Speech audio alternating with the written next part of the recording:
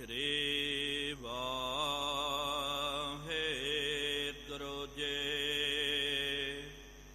ਸ਼੍ਰੀ ਨਾਨਕ ਪਦ ਪੰਕਜ ਬੰਦਨ, ਪਦ ਪੰਕਜ ਬੰਦਨ। ਸਿਮਰਉ ਅੰਗਦ ਦੁਖ ਨਿਕੰਦਨ। ਅਮਰਦਾਸ ਗੁਰ ਹਿਰਦੈ ਧਿਆਵਉ, ਹਿਰਦੈ ਧਿਆਵਉ। ਸ਼੍ਰੀ ਗੁਰ ਰਾਮਦਾਸ ਗੁਣ ਗਾਵਉ। ਸ਼੍ਰੀ ਅਰਜਨ ਬਿਘਨ ਕੇ ਨਾਸਕ, ਬਿਘਨ ਕੇ ਨਾਸਕ। ਹਰਿ ਗੋਬਿੰਦ ਸ਼ੁਭ ਸੁਮਤਿ ਪ੍ਰਕਾਸ਼ਕ।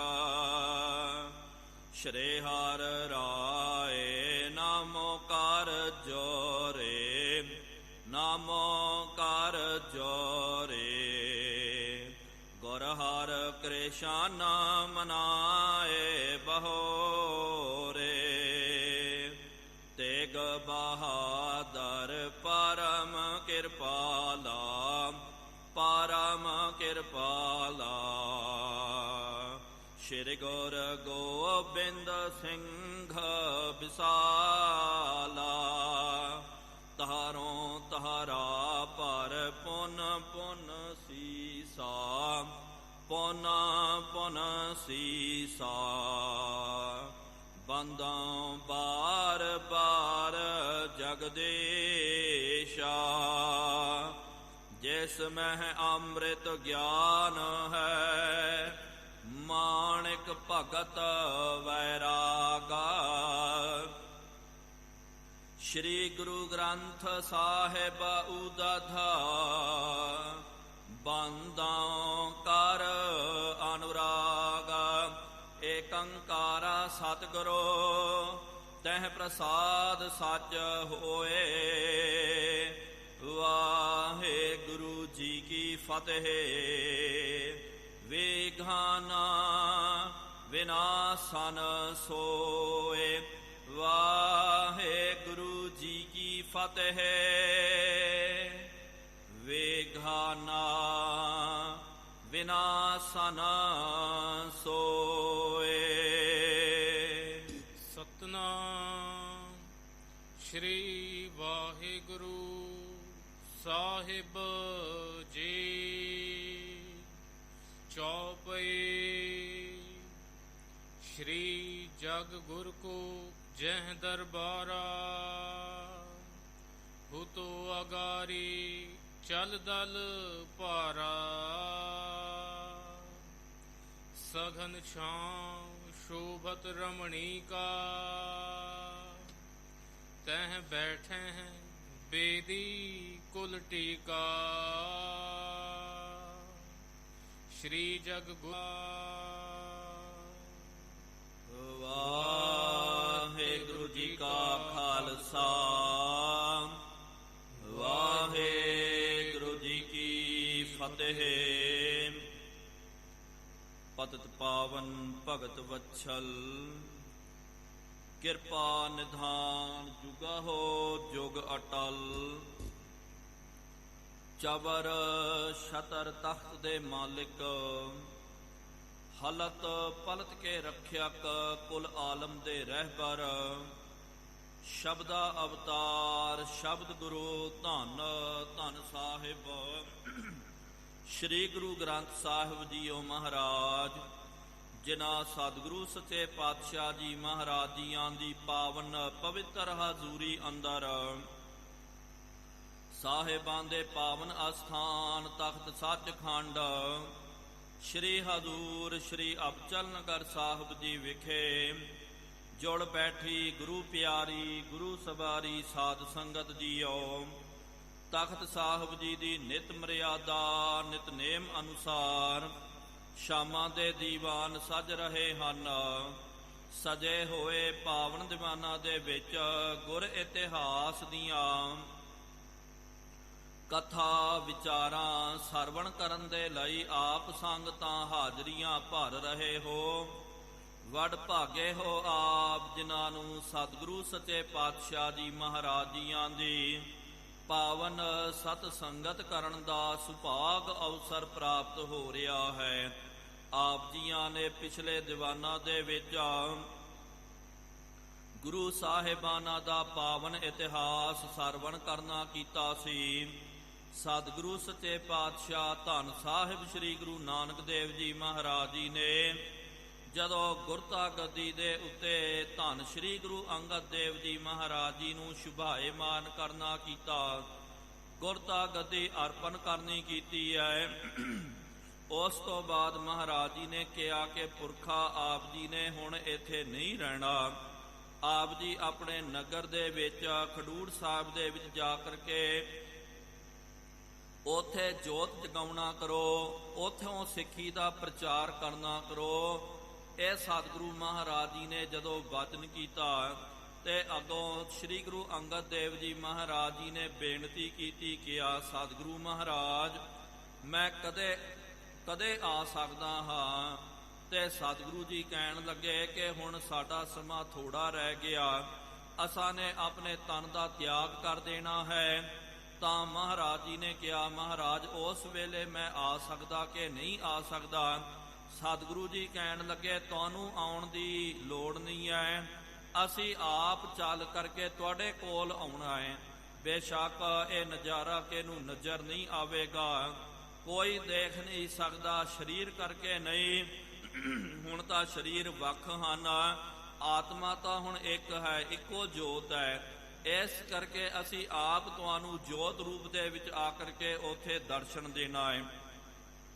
ਇਹ ਸਤਿਗੁਰੂ ਮਹਾਰਾਜ ਜੀ ਨੇ ਜਦੋਂ ਵਚਨ ਕੀਤਾ, ਅੱਗੋਂ ਧੰਨ ਸ੍ਰੀ ਗੁਰੂ ਅੰਗਦ ਦੇਵ ਜੀ ਮਹਾਰਾਜ ਜੀ ਨੇ ਸਤਿਗੁਰੂ ਮਹਾਰਾਜ ਜੀ ਦੇ ਚਰਨਾਂ ਦੇ ਉੱਤੇ ਸਾਸ਼ਟਾਂਗ ਪ੍ਰਣਾਮ ਕਰਨਾ ਕੀਤਾ, ਡੰਡੇ ਵਾਂਗੂ ਲੰਬੇ ਪੈ ਕਰਕੇ ਮੱਥਾ ਟੇਕਿਆ। ਫਿਰ ਬਹੁਤ ਸ਼ਰਧਾ ਭਾਵਨਾ ਦੇ ਵਿੱਚ ਵਿਰਾਗ ਦੇ ਵਿੱਚ ਭਿੱਜ ਕਰਕੇ ਆਪਣੇ ਨਗਰ ਖਡੂਰ ਸਾਹਿਬ ਦੇ ਵਿੱਚ ਆ ਗਏ।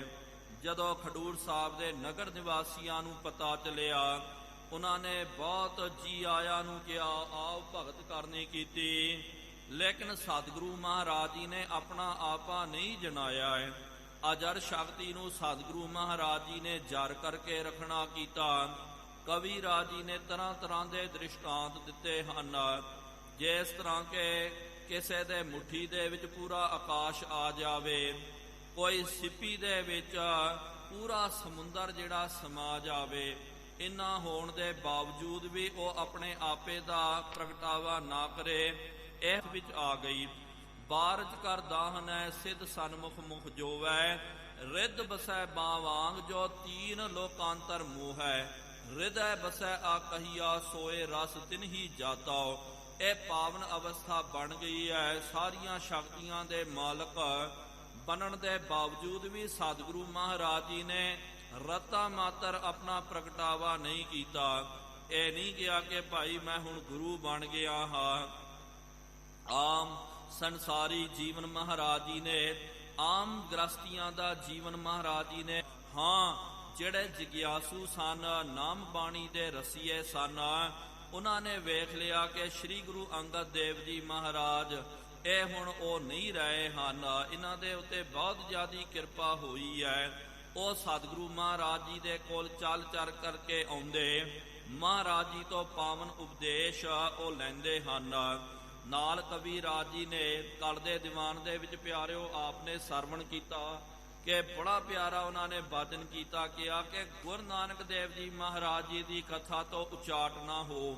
ਇਹ ਨਾ ਸਮਝੋ ਕਿ ਭਾਈ ਹੁਣ ਗੁਰੂ ਨਾਨਕ ਦੇਵ ਜੀ ਮਹਾਰਾਜ ਜੀ ਦੀ ਕਥਾ ਇਤਿਹਾਸ ਖਤਮ ਹੋ ਗਿਆ, ਹੁਣ ਦੂਜੇ ਪਾਤਸ਼ਾਹ ਜੀ ਦਾ ਪ੍ਰਸੰਗ ਇਤਿਹਾਸ ਸ਼ੁਰੂ ਹੋ ਗਿਆ। ਉਹਨਾਂ ਨੇ ਕਿਹਾ ਨਹੀਂ ਭਾਈ, ਹਾਲੇ ਵੀ ਕੁਝ ਪ੍ਰਸੰਗ ਜਿਹੜੇ ਸਤਿਗੁਰੂ ਗੁਰੂ ਨਾਨਕ ਦੇਵ ਜੀ ਮਹਾਰਾਜ ਜੀ ਦੇ ਰਹਿੰਦੇ ਹਨ, ਉਹ ਮੈਂ ਉਚਾਰਨ ਕਰਦਾ ਹਾਂ, ਉਹਨੂੰ ਆਪ ਜੀ ਸਰਵਣ ਕਰਨਾ ਕਰੋ।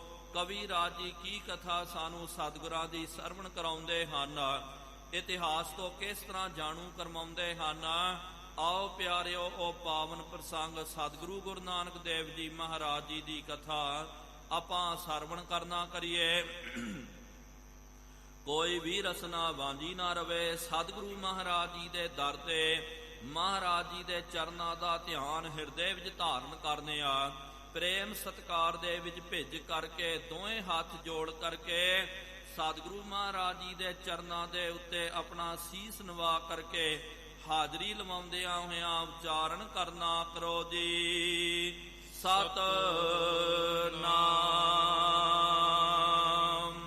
ਸ਼੍ਰੀ ਵਾਹਿਗੁਰੂ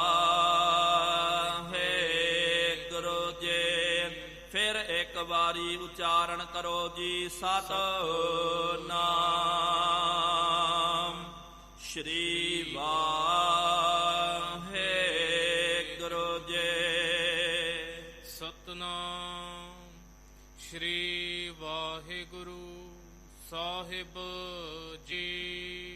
ਚੌਪਈ ਸ਼੍ਰੀ ਜਗ ਗੁਰ ਕੋ ਜਹ ਦਰਬਾਰਾ।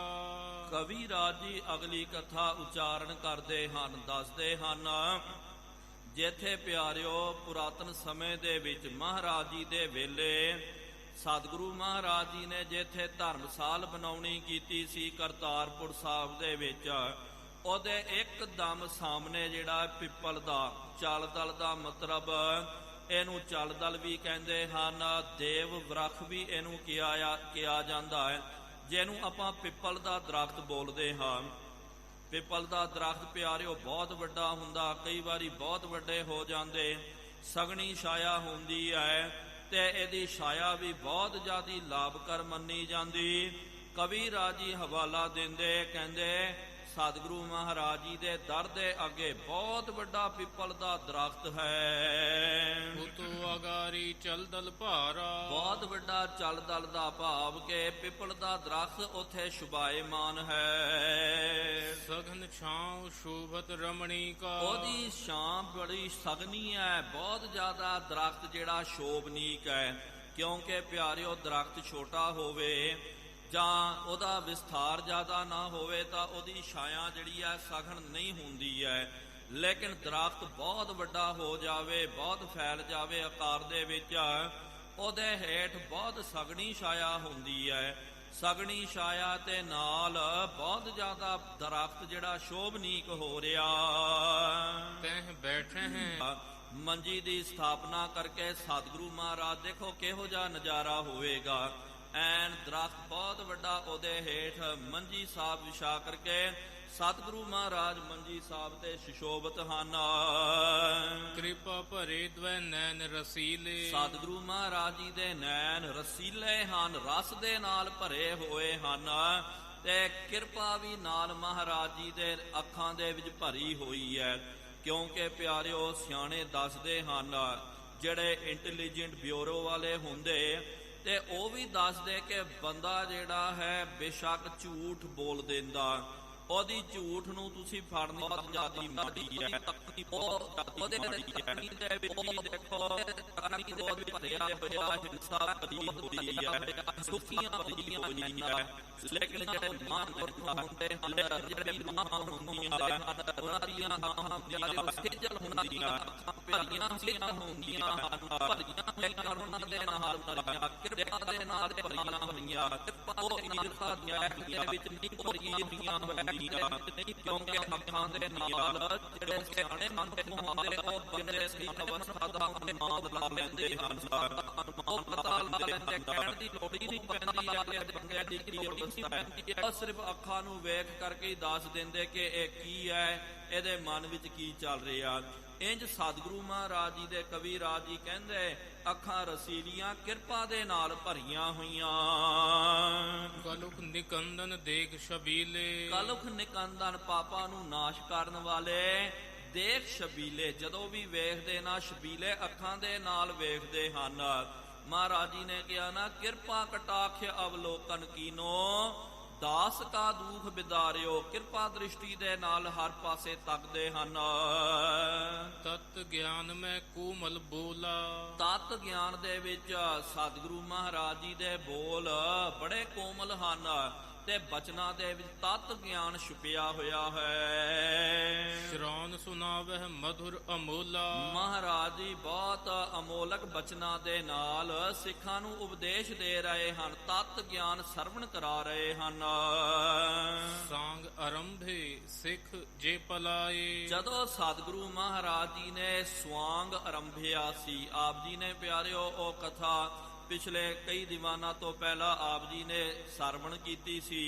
ਮਹਾਰਾਜ ਜੀ ਨੇ ਕੀ ਕੁਛ ਨਹੀਂ ਵਰਤਾਇਆ। ਸਵਾਂਗ ਤਾਣਖ ਦਾ ਰੂਪ ਧਾਰਨ ਕਰਨਾ ਕੀਤਾ, ਡੰਡਾ ਲੈ ਕਰਕੇ ਕਦੇ ਸਿੱਖਾਂ ਦੇ ਮਗਰ ਪੈ ਜਾਂਦੇ ਸਨ, ਕਦੇ ਵਿਕਰਾਲ ਮਹਾਰਾਜ ਜੀ ਨੇ ਭਿਆਨਕ ਰੂਪ ਧਾਰਨ ਕਰ ਲਿਆ। ਲੋਕਾਂ ਨੂੰ ਲੱਗਿਆ ਸੀ ਕਿ ਭਾਈ ਮਹਾਰਾਜ ਜੀ ਦੇ ਅੰਦਰ ਭੂਤ ਚਿੰਬੜ ਗਿਆ, ਪ੍ਰੇਤ ਲੱਗ ਗਿਆ। ਉਹ ਵਿਕਰਾਲ ਰੂਪ ਮਹਾਰਾਜ ਜੀ ਦਾ ਸਵਾਂਗ ਵੇਖ ਕਰਕੇ ਜਿਹੜੇ ਲੋਕ ਭੱਜ ਗਏ ਸੀ, ਦੌੜ ਗਏ ਸੀ। ਸੋ ਸੁਨ ਪਰਖਨ ਬਿਦ ਪਛਤਾਏ। ਉਹ ਤੋਂ ਬਾਅਦ ਜਦੋਂ ਉਹਨਾਂ ਨੂੰ ਪਤਾ ਚੱਲਿਆ ਕਿ ਭਾਈ ਅਸੀਂ ਗਲਤ ਸੀ, ਅਸਾਂ ਨੇ ਤਾਂ ਅਨੁਮਾਨ ਲਾਇਆ, ਲੱਗਦਾ ਕਿਹਨੇ ਕਿਹਾ, ਕੋਈ ਆਖੈ ਭੂਤ ਨਾ ਕੋ ਕਹੈ ਬਿਤਾਲਾ, ਕੋਈ ਆਖੈ ਆਦਮੀ ਨਾਨਕ ਬੇਚਾਰਾ। ਤਰ੍ਹਾਂ ਤਰ੍ਹਾਂ ਦੀਆਂ ਗੱਲਾਂ ਹੋ ਗਈਆਂ, ਕੋਈ ਵਿਚਾਰਾ, ਕੋਈ ਭੂਤਨਾ, ਕੋਈ ਪ੍ਰੇਤ ਕਹਿੰਦਾ ਸੀ। ਲੇਕਿਨ ਬਾਅਦ ਵਿੱਚ ਜਦੋਂ ਉਹਨਾਂ ਨੂੰ ਪਤਾ ਚੱਲਿਆ ਕਿ ਭਾਈ ਇਹ ਮਹਾਰਾਜ ਜੀ ਨੇ ਸਵਾਂਗ ਰਚਿਆ ਸੀ, ਸਵਾਂਗ ਕਾਦੇ ਵਾਸਤੇ, ਆਪਣੇ ਸਿੱਖਾਂ ਨੂੰ ਪਰਖਣ ਵਾਸਤੇ, ਫਿਰ ਉਹਨਾਂ ਨੂੰ ਬੜਾ ਪਛਤਾਪ ਹੋਇਆ। ਕਹਿੰਦੇ ਓਹੋ, ਸਾਨੂੰ ਜੇ ਇਹ ਗੱਲ ਦਾ ਪਤਾ ਹੁੰਦਾ ਆਪਾਂ ਨਹੀਂ ਡੋਲਦੇ ਆ, ਆਪਾਂ ਵੀ ਰਹਿੰਦੇ ਸੀ ਮਹਾਰਾਜ ਜੀ ਦੀ ਕਸੌਟੀ ਦੇ ਉੱਤੇ, ਆਪਾਂ ਵੀ ਪਰਖ ਲੈਂਦੇ, ਆਪਾਂ ਵੀ ਖਰੇ ਉਤਰਦੇ। ਬਹਰੂ ਆਏ ਹਜ਼ੂਰ ਅਗਾਰੀ। ਉਹ ਜਿਹੜੇ ਸਿੱਖ ਹਜ਼ਾਰਾਂ ਦੀ ਗਿਣਤੀ ਦੇ ਵਿੱਚ ਪਿਆਰਿਓ, ਹਜ਼ਾਰਾਂ ਦੀ ਗਿਣਤੀ ਵਿੱਚ ਜਿਹੜੇ ਸਿੱਖ ਸਨ ਸਾਰੇ ਦੌੜ ਗਏ। ਕੁਛ ਹੋ ਰਹਿ ਗਏ, ਉਹਨਾਂ ਦੇ ਵਿੱਚ ਬਾਬਾ ਲੈਣਾ ਜੀ ਪਾਸ ਹੋਏ, ਤੇ ਜਿਹੜੀ ਹਜ਼ਾਰਾਂ ਦੀ ਗਿਣਤੀ ਦੇ ਵਿੱਚ ਦੌੜ ਗਏ ਸੀ, ਭੱਜ ਗਏ, ਉਹ ਫਿਰ ਵਾਪਸ ਆਏ ਹਨ। ਨਿਜ ਔਗਨ ਸੰਗ ਬਿਨੈ ਉਚਾਰੀ। ਉਹਨਾਂ ਨੇ ਆਪਣੇ ਔਗੁਣਾਂ ਦੇ ਸੰਯੁਕਤ ਮਹਾਰਾਜ ਜੀ ਦੇ ਚਰਨਾਂ ਵਿੱਚ ਬੇਨਤੀ ਕੀਤੀ ਹੈ। ਬਖਸ਼ਾਵਹਿ ਅਰ ਪਾਸ ਰਹੇਹੀ। ਕਹਿੰਦੇ ਮਹਾਰਾਜ ਕਿਰਪਾ ਕਰੋ, ਸਾਡੇ ਔਗੁਣਾਂ ਨੂੰ ਬਖਸ਼ ਲਿਓ, ਆਪ ਜੀ ਦੇ ਚਰਨ ਕਮਲਾਂ ਦੀ ਸੇਵਾ ਕਰਕੇ ਸੁੱਖਾਂ ਦੀ ਪ੍ਰਾਪਤੀ ਕਰਨਾ ਕਰੀਏ। ਸ਼ਬਦ ਅਭਿਆਸ ਹੋਤ ਨਿਤ ਭਾਰੀ। ਇਸ ਤਰ੍ਹਾਂ ਪਿਆਰਿਓ ਗੁਰੂ ਘਰ ਦੇ ਵਿੱਚ ਫਿਰ ਤੋਂ ਰੌਣਕਾਂ ਲੱਗਣੀਆਂ ਸ਼ੁਰੂ ਹੋ ਗਈਆਂ, ਸਿੱਖਾਂ ਦੀ ਗਿਣਤੀ ਵੱਧ ਰਹੀ ਹੈ। ਫਿਰ ਹਜ਼ਾਰਾਂ ਦੀ ਗਿਣਤੀ ਦੇ ਵਿੱਚ ਗੁਰੂ ਕੇ ਸਿੱਖ ਆ ਗਏ, ਤੇ ਜਦੋਂ ਵੀ ਸਿੱਖ ਆਉਂਦੇ ਗੁਰੂ ਘਰ ਦੇ ਵਿੱਚ ਸ਼ਬਦ ਦਾ ਅਭਿਆਸ ਹੁੰਦਾ, ਦਿਨ ਰਾਤ ਸ਼ਬਦ ਦਾ ਜਿਹੜਾ ਅਭਿਆਸ ਹੋ ਰਿਹਾ, ਕੋਈ ਗਾਵੇ ਕੋ ਸੁਣੈ, ਕੋਈ ਗਾ ਰਿਹਾ, ਕੋਈ ਸਰਵਣ ਕਰ ਰਿਹਾ। ਗਾਏ ਸਭ ਪ੍ਰੇਮ ਹੈ ਅਰਥ ਵਿਚਾਰੀ। ਕੋਈ ਸ਼ਬਦਾਂ ਦਾ ਗਾਇਨ ਕਰਦਾ ਹੈ, ਕੋਈ ਅਰਥਾਂ ਦੀ ਵਿਚਾਰ ਕਰਦਾ। ਤੁਰਕਨ ਮਹਿਮਾ ਬਹੁ ਜਾਗੀ। ਇਹ ਪਿਆਰਿਓ ਹਿੰਦੂਆਂ ਦੀ ਗੱਲ ਨਹੀਂ ਹੈ, ਤੁਰਕਾਂ ਦੇ ਵਿੱਚ ਵੀ ਜਿਹੜੇ ਮੁਸਲਮਾਨ ਹਨ, ਉਹਨਾਂ ਦੇ ਅੰਦਰ ਵੀ ਮਹਾਰਾਜ ਜੀ ਦੀ ਬਹੁਤ ਜ਼ਿਆਦੀ ਮਹਿਮਾ ਜਾਗਰਤ ਹੋਈ ਹੈ। ਆਵਹਿ ਦਰਸ ਕਰਹਿ ਵੱਡ ਭਾਗੀ। ਉਹ ਵੱਡ ਭਾਗੀ ਤੁਰਕ ਜਿਹੜੇ ਹਨ, ਉਹ ਗੁਰੂ ਕੇ ਪਿਆਰੇ ਬਣ ਕਰਕੇ ਸਤਿਗੁਰੂ ਮਹਾਰਾਜ ਜੀ ਦੇ ਦਰਸ਼ਨਾਂ ਵਾਸਤੇ ਵਹੀਰਾਂ ਘੱਤ ਕੇ ਪਹੁੰਚਦੇ।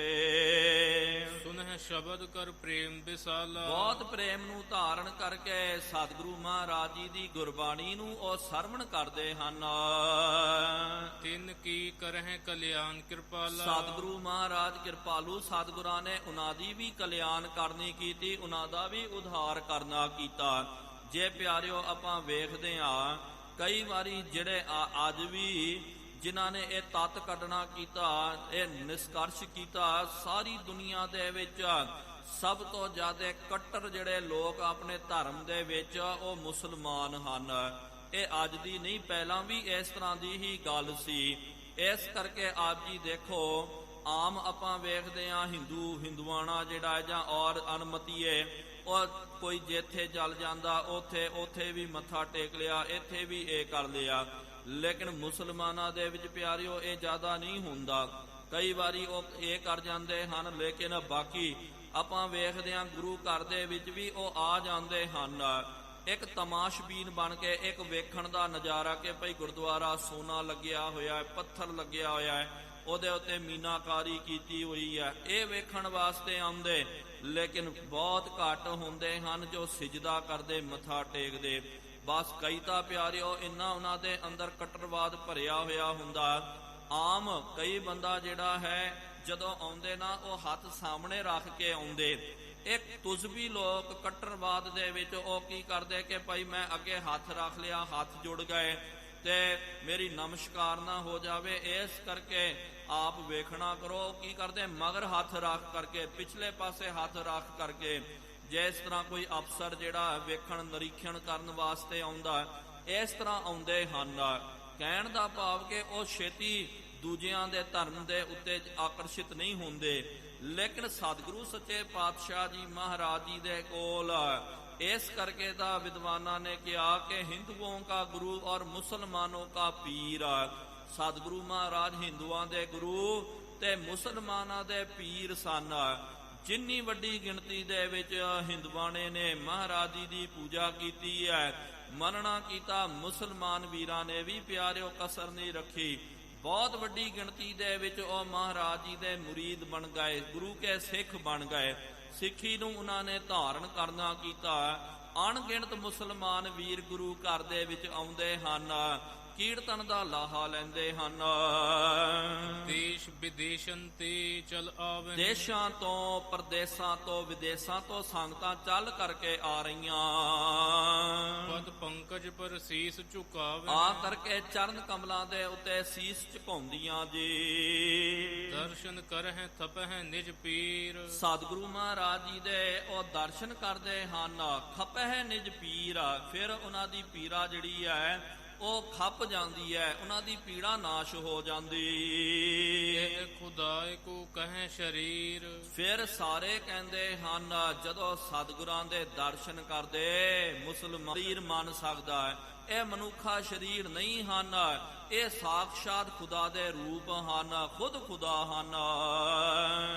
ਆਏ ਮੁਰੀਦ ਹੋਏ ਬਹੁ ਤੁਰਕਾ, ਬਹੁਤ ਵੱਡਾ ਤੁਰਕਾਣਾ ਜਿਹੜਾ ਤੁਰਕ ਵੀਰ ਉਹ ਆ ਕਰਕੇ ਮਹਾਰਾਜ ਜੀ ਦੇ ਮੁਰੀਦ।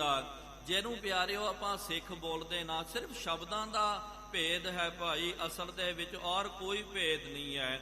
ਮਹਾਰਾਜ ਨੇ ਕਿਹਾ ਨਾ ਕਿ ਕੋਈ ਬੋਲੇ ਰਾਮ ਰਾਮ, ਕੋਈ ਖੁਦਾਏ, ਕੋਈ ਸੇਵੈ ਗੁਸਈਆਂ, ਕੋਈ ਅੱਲਾ ਏ। ਸਿਰਫ ਸ਼ਬਦਾਂ ਦਾ ਭੇਦ ਹੈ, ਕੋਈ ਰਾਮ, ਕੋਈ ਅੱਲਾ, ਕੋਈ ਗੁਸਾਈ ਬੋਲਦਾ, ਕੋਈ ਖੁਦਾ ਬੋਲਦਾ ਹੈ। ਇਸ ਤਰ੍ਹਾਂ ਹੀ ਆਪਾਂ ਪਿਆਰਿਓ ਜਿਸ ਤਰ੍ਹਾਂ ਗੁਰੂ ਜੀ ਬੋਲਦੇ ਆ, ਸਤਿਗੁਰੂ ਬੋਲਦੇ।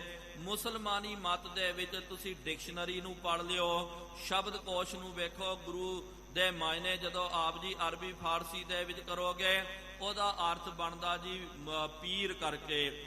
ਸਿੱਖ ਦਾ ਤੁਸੀਂ ਡੈਫੀਨੇਸ਼ਨ ਪੜ੍ਹ ਲਿਓ, ਉਹਦੇ ਵਿੱਚ ਉਹ ਲਿਖਿਆ ਹੁੰਦਾ ਕਿ ਭਾਈ ਮੁਰੀਦ ਕਰਕੇ, ਭਾਵ ਕਿ ਗੁਰੂ ਨੂੰ ਆਪਾਂ ਸਤਿਗੁਰੂ ਜੀ, ਗੁਰੂ ਜੀ ਬੋਲਦੇ। ਤੇ ਇਸਲਾਮੀ ਮਤ ਦੇ ਵਿੱਚ ਬੋਲੀ ਦਾ ਫਰਕ ਹੈ, ਭਾਸ਼ਾ ਦਾ ਫਰਕ ਹੈ। ਅਰਬੀ ਫਾਰਸੀ ਦੇ ਵਿੱਚ ਉਹਨੂੰ ਪੀਰ ਕਿਹਾ ਜਾਂਦਾ ਹੈ ਤੇ ਜਿਹੜਾ ਸਿੱਖ ਹੈ ਉਹਨੂੰ ਮੁਰੀਦ ਬੋਲਦੇ ਹਨ। ਇਸ ਤਰ੍ਹਾਂ ਉਹ ਗੁਰੂ ਘਰ ਦੇ ਮੁਰੀਦ ਬਣ ਰਹੇ। ਸੁਨ ਸੁਨ ਬਚਨ ਹਨੈ ਭ੍ਰਮ ਉਰਕਾ, ਸੁਨ ਸੁਨ ਕਰਕੇ ਆਪਣੇ ਮਨ ਦਾ ਭ੍ਰਮ ਜਿਹੜਾ ਹੈ ਉਹਦਾ ਨਾਸ਼ ਕਰ ਰਹੇ। ਦਿਜ ਬਾਹਿਜ ਅਰ ਬੈਸ਼ ਘਨੇਰੇ, ਨਾਲ ਵੱਡੇ ਵੱਡੇ ਦਵਿਜ ਜਿਹੜੇ ਬ੍ਰਾਹਮਣ ਹਨ, ਬਾਣੀਏ ਹਨ, ਵੈਸ਼ ਆਦਿਕ ਆਵਹਿ ਸ਼ੂਦਰ ਲਗਹਿ ਗੁਰ ਪੈਰੇ। ਆ ਕਰਕੇ ਸ਼ੂਦਰ ਵੀ ਆ ਕਰਕੇ ਮਹਾਰਾਜ ਜੀ ਦੇ ਚਰਨਾਂ ਦੇ ਵਿੱਚ ਲੱਗ ਰਹੇ। ਇਹ ਪਿਆਰਿਓ ਬਹੁਤ ਵੱਡੀ ਕ੍ਰਾਂਤੀ ਹੋਈ ਸੀ ਸਤਿਗੁਰੂ ਮਹਾਰਾਜ ਜੀ ਦੇ ਵੇਲੇ। ਇਹ ਉਸ ਵੇਲੇ ਇੰਨੀ ਜ਼ਿਆਦੀ ਛੂਆ-ਛਾਤ, ਜਾਤ-ਪਾਤ ਦਾ ਇੰਨਾ ਜ਼ਿਆਦਾ ਵਿਤਕਰਾ ਸੀ। ਲੋਕਾਂ ਦੀਆਂ ਤੇ ਸੁਸਾਇਟੀਆਂ ਵੱਖਰੀਆਂ ਹੁੰਦੀਆਂ ਸੀ, ਲੋਕਾਂ ਦੇ ਗਲੀ ਮੁਹੱਲੇ ਵੱਖਰੇ ਹੁੰਦੇ ਸਨ। ਆ ਸ਼ੂਦਰਾਂ ਦਾ ਮੁਹੱਲਾ ਹੋ ਗਿਆ, ਇਹ ਬਾਹਮਣਾਂ ਦਾ, ਇਹ ਤੁਰਕਾਂ ਦਾ। ਉਹਨਾਂ ਦੇ ਘਰ ਘਾਟ ਵੱਖਰੇ ਹੁੰਦੇ, ਨਦੀ ਦੇ ਘਾਟ ਤੇ ਨਾਲ ਖੂਹ ਆਦਿਕ ਵੀ ਪਿਆਰਿਓ ਵੱਖਰੇ ਹੁੰਦੇ ਸਨ। ਇੱਕ ਦੂਜੇ ਨੂੰ ਮਿਲਣਾ, ਇੱਕ ਦੂਜੇ ਦੇ ਨਾਲ ਮੇਲ ਕਰਨਾ ਇਹ ਪਸੰਦ ਨਹੀਂ ਕਰਦੇ ਸਨ। ਲੇਕਿਨ ਸਤਿਗੁਰੂ ਗੁਰੂ ਨਾਨਕ ਦੇਵ ਜੀ ਮਹਾਰਾਜ ਜੀ ਨੇ ਇੱਕ ਪੰਗਤ ਤੇ ਇੱਕ ਸੰਗਤ ਦਾ ਨਾਰਾ ਬੁਲੰਦ ਕਰਨਾ ਕੀਤਾ। ਗੁਰੂ ਘਰ ਦੇ ਵਿੱਚ ਸਾਰਿਆਂ ਨੂੰ ਸਮਾਨਤਾ ਦਿੱਤੀ ਗਈ ਹੈ। ਕੋਈ ਆ ਜਾਵੇ, ਸ਼ੂਦਰ ਆ ਜਾਵੇ, ਕੋਈ ਤੁਰਕ ਆ ਜਾਵੇ, ਕੋਈ ਬਾਹਮਣ ਆ ਜਾਵੇ। ਨਹੀਂ ਤਾਂ ਉਹਨਾਂ ਜ਼ਮਾਨਿਆਂ ਦੇ ਵਿੱਚ ਕੀ ਹੁੰਦਾ ਸੀ ਕਿ ਭਾਈ ਬਾਹਮਣਾਂ ਨੂੰ ਵੱਖਰਾ, ਸ਼ੂਦਰਾਂ ਨੂੰ ਵੱਖਰਾ। ਅਵਲ ਤਾਂ ਪਿਆਰਿਓ ਸ਼ੂਦਰਾਂ ਨੂੰ ਮੰਦਰਾਂ ਦੇ ਵਿੱਚ ਪ੍ਰਵੇਸ਼ ਵੀ ਨਹੀਂ ਕਰਨ ਦਿੰਦੇ ਸਨ। ਉਹਨਾਂ ਨੂੰ ਬਾਹਰੋਂ ਬਾਰੀ ਕੱਢ ਦਿੱਤਾ ਜਾਂਦਾ, ਭਜਾ ਦਿੱਤਾ ਜਾਂਦਾ।